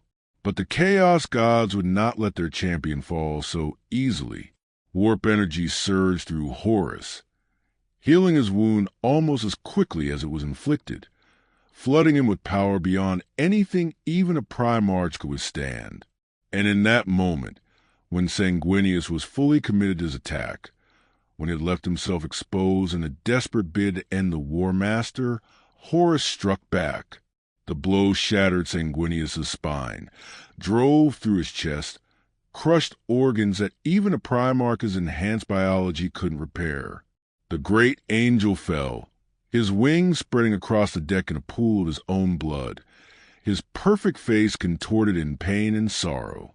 He looked up at Horus, at the monster his brother had become, and in his eyes was not hatred but pity. "I forgive you," Sanguinius whispered, his voice barely audible. "You were not strong enough to resist them, and I forgive you for this." Horus snarled, and whether it was the War Master himself or the Chaos God speaking through him, no one could say. "I don't want your forgiveness. I don't need your pity. I am victorious, and you are defeated. Your nobility means nothing. Your sacrifice changes nothing. Your death is pointless." But it wasn't pointless. Even as his life bled out onto the deck, even as his vision dimmed and his strength failed, Sanguinius knew that his death meant something. He had weakened Horus, had actually wounded him beneath all the chaos corruption, had proved that the War Master was not invincible. More than this, he had bought time. Time for the Emperor to reach the throne room. Time for the final confrontation between father and rebellious son. Time for the blow that would end the heresy even if it cost the Emperor everything. As consciousness faded, Sanguinius's last thought was not of his own death but of his son's. They would feel this, would experience his dying moments through their psychic connection to him, would carry the memory of this death for the rest of their existence. He wanted to apologize to them, to beg their forgiveness for the curse his death would impose upon them, to tell them one last time that he loved them, but he had no breath left for words, no strength left for psychic communication. He could only hope that they would understand, that they would know his death was not in vain, that they would continue to serve the Emperor with honor and nobility even when their gene father was gone. The great angel died in a pool of his own blood, his white wings stained red, his perfect face finally at peace.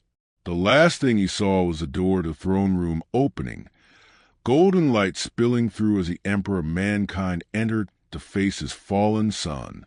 Sanguinius smiled, knowing that it had succeeded in his final purpose, that his sacrifice had bought the moment his father needed. And then he was gone, the brightest light in the galaxy extinguished, the most noble of the Primarchs fallen.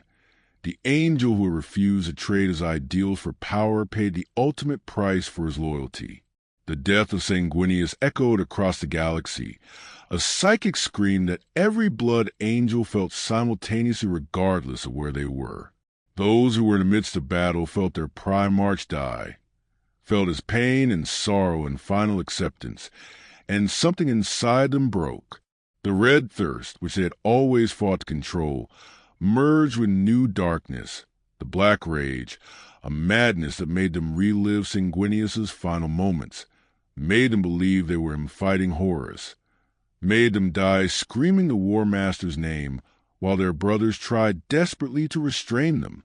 It was the curse Sanguinius had foreseen, but hoped might not come to pass. His sons would carry his death with them forever, would be haunted by his sacrifice, would sometimes lose themselves in the memory of those final moments aboard the vengeful spirit. The black rage became the defining characteristic of the blood angels in the millennia to come, a flaw that would mark them as different from all other Space Marine chapters, a reminder that even the most noble bloodline could carry darkness within. But Sanguinius's legacy was more than just the curse he left behind. In dying as he did, in refusing Chaos's temptation, even when it meant his death, in making a sacrifice that bought the emperor the moment he needed to strike down Horus. The great angel became something more than a Primarch. He became a symbol, an ideal, a legend that would inspire countless warriors across 10,000 years of imperial history. The Blood Angels rebuilt after the heresy, though they would never again reach the numerical strength they had possessed before. They made their chapter monastery on Baal, the world that shaped their Primarch, and they continued its traditions of combining artistry with warfare, nobility with efficiency. Every Blood Angel learned their Primarch's story, studied his tactics and philosophy, tried to embody the ideals he had represented.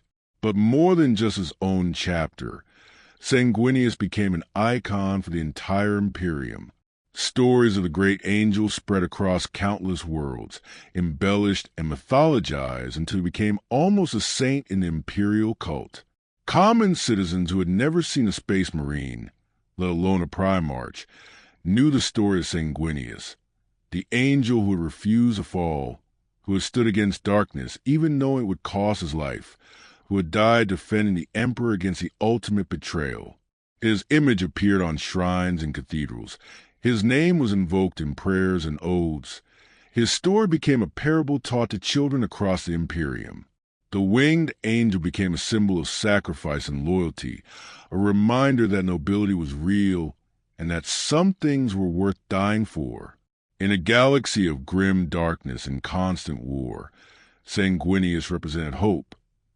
Not hope for victory or salvation, but hope that meaning could be found even in sacrifice, that death could be faced with dignity, that humanity's best qualities could survive even in the worst circumstances.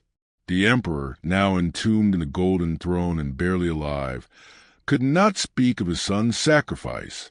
But those who had witnessed the final confrontation between emperor and war master said that when the emperor had entered the throne room and seen Sanguinius's broken body, something had changed in him. The cold calculation that had always characterized his decisions gave way, just for a moment, to grief so profound it seemed to shake reality itself.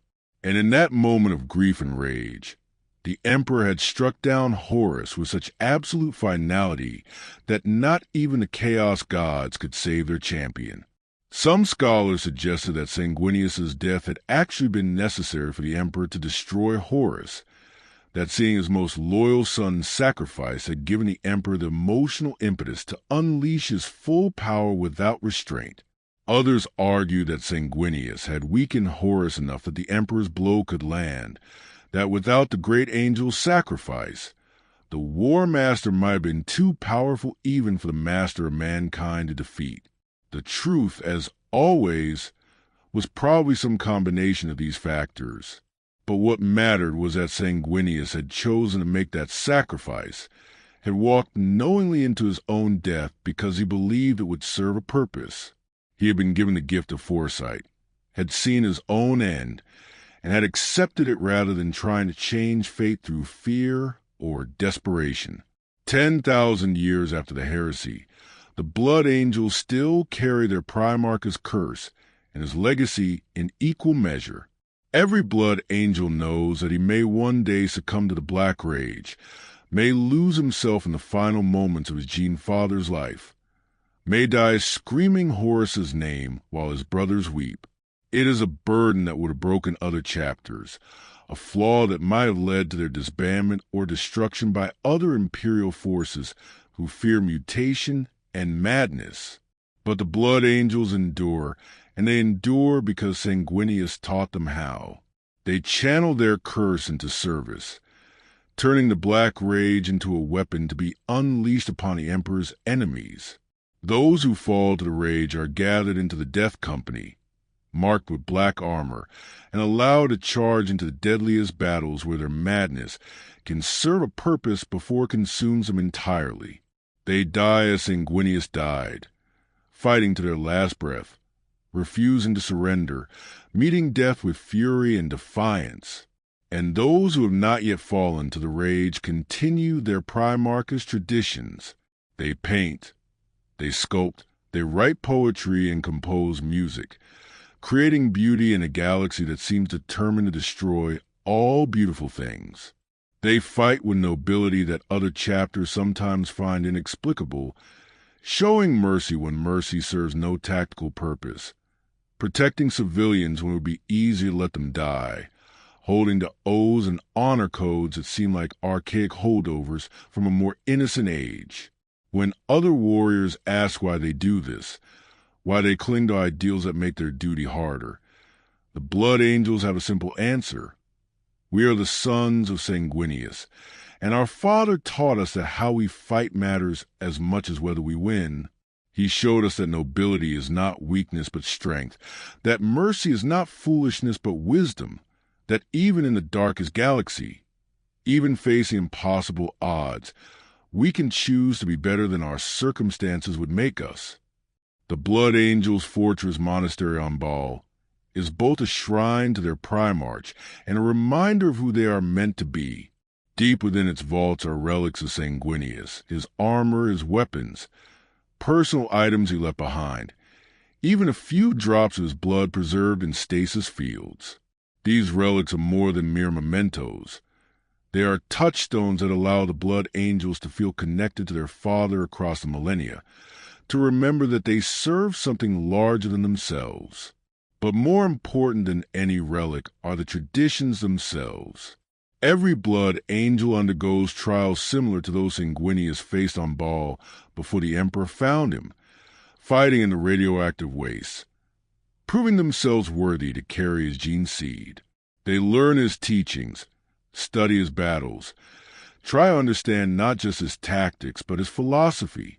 And when they finally become full battle brothers, when they don their red armor and take up their bolters, they carry with them the knowledge that they are inheritors of one of the greatest legacies in Imperial history. Other Space Marine chapters respect the Blood Angels, but they also find them somewhat enigmatic.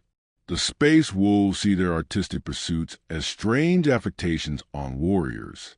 The Ultramarines find their resistance to codifying their methods frustrating. The Dark Angels observe their struggle with the Black Rage and wonder if the flaw will eventually consume the chapter entirely. But all recognize that the Blood Angels are formidable warriors who have remained loyal for 10,000 years despite carrying a curse that might have driven other chapters to rebellion or extinction. Perhaps most significant is how the Blood Angels view themselves. They know they are flawed, know they carry their Primarch's death as a permanent burden, know that any one of them might one day lose themselves to madness. But they also know they are special, chosen to carry forward the legacy of a Primarch who refused to compromise his ideals even when it cost him everything.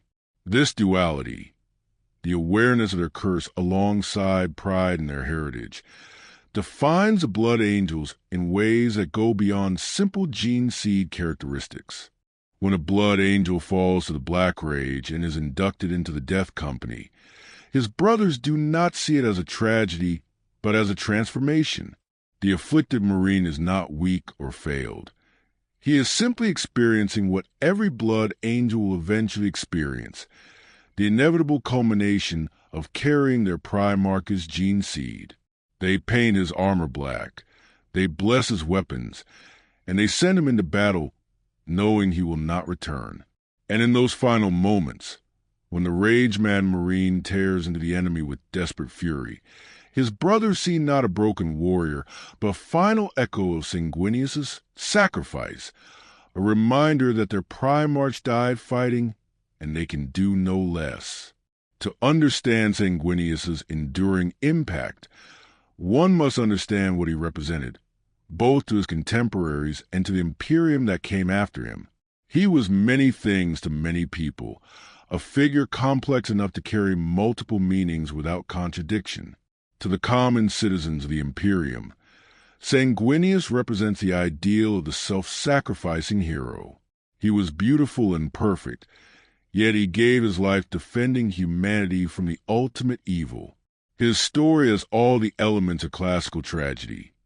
The noble hero, the beloved brother turned enemy, the prophesied death that could not be avoided, the sacrifice that saved countless others. In a galaxy where life is cheap and death is meaningless, Sanguinius's death meant something, and that gives hope to people who otherwise have very little to hope for. To other space marines, Sanguinius represents an ideal that is simultaneously inspiring and somewhat troubling. He proved that warriors could be more than killers, that nobility and efficiency were not mutually exclusive, that art and war could coexist in the same soul. But he also showed how dangerous it can be to become too invested in ideals, how caring too much can make a warrior vulnerable, how love can become a weapon that enemies use against you. The Blood Angel's curse is a warning to other chapters, that even the most perfect bloodline can carry hidden flaws, that being too close to one's Primarch can have consequences that echo through millennia. To the Blood Angels themselves, Sanguinius represents everything they aspire to be and everything they fear they might lose. He was their father in the truest sense, the template from which they were derived, and his nobility lives on them even as his curse haunts them. When a Blood Angel stands against impossible odds, when he chooses mercy over expedience, when he creates beauty in the midst of war, he is channeling Sanguinius's spirit.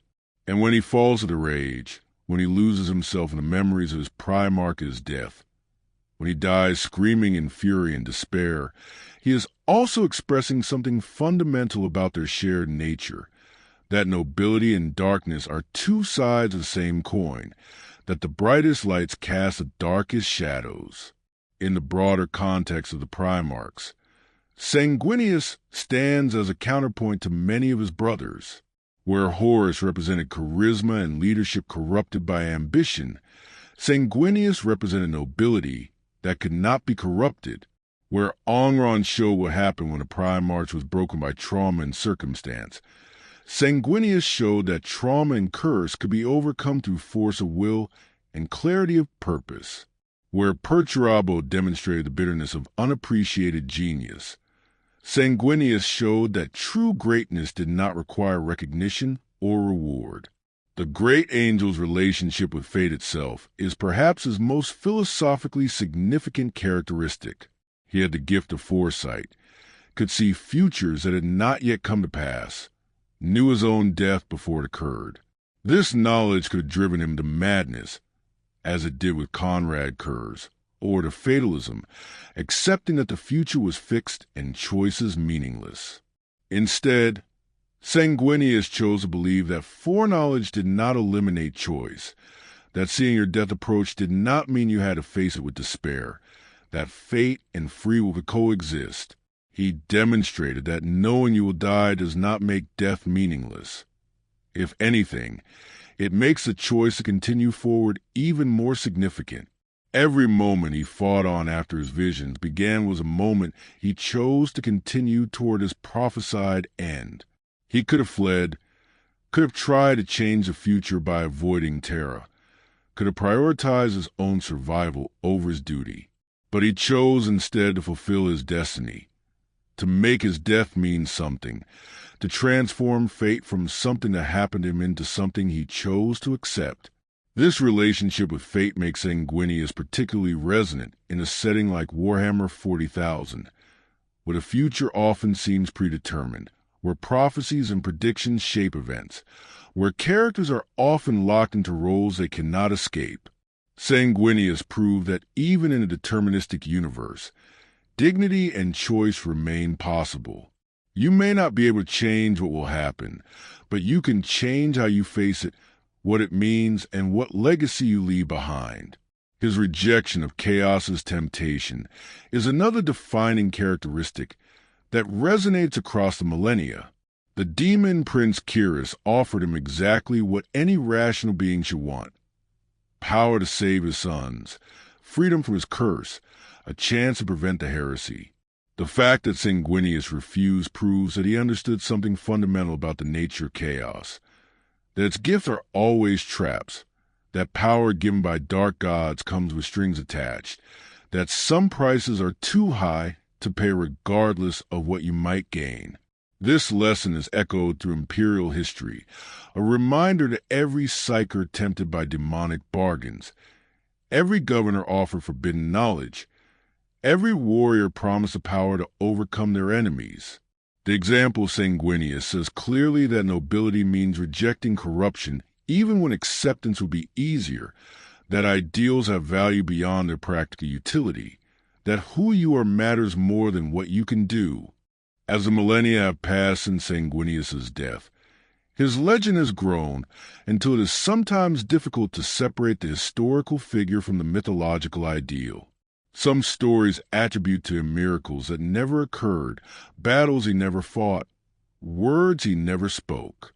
The image of the great angel has been shaped by countless retellings, embellished by those who needed him to represent specific ideals, distorted by the limitations of human memory and the propaganda needs of the Imperium. But beneath the myth, the core truth remains. Sanguinius was a Primarch who chose nobility over expedience, who loved his brothers despite knowing some would betray him, who accepted his own death because it served a purpose, and who left behind a legacy that has endured for 10,000 years. These facts cannot be erased by embellishment or diminished by time. The Blood Angels and their successor chapters, the Flesh Tearers, the Lamenters, the Blood Drinkers, and others, all carry forward different aspects of their Primarch's legacy. Some emphasize his warrior prowess, turning the Blood Angels' tradition of aggressive close combat into a defining characteristic. Others focus on his artistic side, making creativity and cultural preservation central to their chapter identity. Still others emphasize his nobility, making honor and mercy non-negotiable principles even in the grim darkness of the 41st millennium. But all share the curse. Every successor chapter carries the gene seed flaw, struggles with the red thirst and the black rage, walks the same knife edge between nobility and madness that Sanguinius himself walked. And in that shared struggle, in that common burden, the sons of the angel remain united across chapter and even time itself. When blood angels meet their cousins from other chapters, there's an immediate understanding that transcends words. They know what it means to fight the curse every day, to feel the hunger that never fully subsides, to fear the moment when they might lose themselves to the rage. They know what it means to be sons of a dead god, inheritors of a legacy built on sacrifice, warriors who must be better than their circumstances to honor the memory of their father. And sometimes, in the quiet moment between battles, blood angels will share stories of Sanguinius. Not the grand legendary tales that everyone knows, but smaller moments that have been preserved in chapter records or passed down through oral tradition. Stories of how he would walk among his warriors and remember each of their names. How he would personally tend to wounded Marines after battles, speaking words of comfort to those who would not survive their injuries. How he would spend hours of meditation before making difficult decisions, visibly struggling with the weight of command, even though he never let that struggle compromise his judgment. These stories, more than the grand myths of legendary battles, reveal who Sanguinius truly was. He was not merely a warrior or a leader or an icon. He was a person who felt deeply, who struggled with his responsibilities, who loved his sons and brothers with an intensity that made betrayal all the more painful. He was a being who had been created to be perfect, but discovered that perfection was impossible, that the best he could do was try to embody his ideals while acknowledging his flaws. If Sanguinius could speak to his sons now, 10,000 years after his death, what would he say? Would he apologize for the curse, for the genetic flaw that has caused so much suffering? Would he tell them he was proud of how they have endured despite their burden? Would he explain the visions that drove him to his death, try to justify the sacrifice that haunts him still? Perhaps he would say all of these things. Or perhaps he would say something simpler, something more fundamental to who he was and what he believed. Perhaps he would tell them that love and duty are not opposites, but two expressions of the same commitment. That nobility is not about being perfect, but about trying to do better, about choosing the right path even when it costs you everything. That sacrifice is meaning not because it changes outcomes, but because it demonstrates what you value, what you are willing to lose, who you choose to be in the darkest moments. He might tell them that the curse is not a punishment, but a reminder that connection has consequences, that love creates vulnerability, that being part of something larger than yourself means sharing in both triumph and tragedy. The Black Rage is terrible, but exists because the blood angels are bound to their Primarchs in ways that transcend mere genetics. They are part of him, and he is part of them, and death could not sever that connection because it was forged not just in gene labs, but in shared purpose and mutual devotion. Most importantly, he would tell them to continue, to keep fighting, keep creating, keep holding to the ideals he tried to embody, even when those ideals seemed like naive relics of a more innocent age. To be the Emperor's blood angels, defenders of humanity, warriors who remember that they fight for something rather than simply against enemies.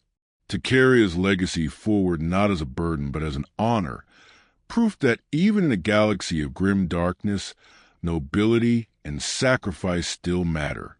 The great angel fell 10,000 years ago aboard the vengeful spirit, his blood staining brass floors, his wings spread in a final futile attempt to fly beyond reach of betrayal's blow. But in another sense, Sanguinius has never died, cannot die as long as his sons remember who he was and what he fought for. Every blood angel who resists the rage for one more day is a victory. Every act of mercy shown when violence would be easier is a vindication. Every work of art created in the midst of war is a defiant declaration that beauty survives even in the darkest places. And when a blood angel finally succumbs to the Black Rage, when he paints his armor black and takes up his weapons for the last time, when he charges into impossible odds screaming his Primarch's name, he is not truly dying. He is joining Sanguinius in that throne room, reliving the moment of ultimate sacrifice, proving that 10,000 years of death and darkness have not extinguished the light that the great angel represented. In the end, this is Sanguinius's true legacy. Not the battles he won or the enemies he slew, not the worlds he brought into compliance or the administrative achievements of his legion, but the simple fact that his nobility inspired others to be noble, his sacrifice inspired others to make sacrifices. His refusal to compromise his ideals inspired others to hold firm to their own beliefs, even in impossible circumstances. The galaxy is vast and terrible, full of horrors that would break most minds simply to contemplate. Humanity teeters on the edge of extinction, beset by xenos and demons and its own internal corruption. The Imperium that Sanguinius died to defend has become a grotesque parody of everything he fought for, a brutal totalitarian regime that sacrifices millions daily, that worships the Emperor as a god despite his own rejection of divinity, that often seems more interested in maintaining power than actually protecting the people it claims to serve. But in the midst of all this darkness, there are still blood angels, still warriors who create art and show mercy, and try to be better than their circumstances would make them. Still sons of Sanguinius, who remember that nobility is real, that sacrifice can have meaning, that even knowing you will fail does not excuse you from trying. And that, perhaps, is enough. Not to redeem the galaxy, not to make everything worthwhile, not to justify the suffering and death and endless war, but enough to keep fighting, to keep hoping, to keep believing that the great angel's sacrifice meant something, and that his example still matters. Sanguinius died so that the Emperor might live, so that humanity might endure, so that something worth preserving could survive even if he could not. 10,000 years later, with the Imperium crumbling and darkness closing in from all sides, his sons still fight to honor that sacrifice. They are broken and cursed, haunted by their father's death and struggling with darkness in their own souls. But they are still his sons, still the blood angels, still carrying forward the legacy of the great angel who refused to fall, who faces death with courage and grace, who showed a galaxy that nobility and sacrifice are real even in the darkest times. And as long as they continue, as long as even one blood angel draws breath and remembers Sanguinius' example, the great angel will never truly die. His light will continue to shine in the darkness, a beacon of hope in a hopeless galaxy, proof that even the worst circumstances cannot completely extinguish the best of what humanity can be. This is the story of Sanguinius, the Primarch of the Blood Angels, the great angel who saw his death and accepted it, who loved his brothers even unto betrayal, who chose sacrifice over survival and nobility over power.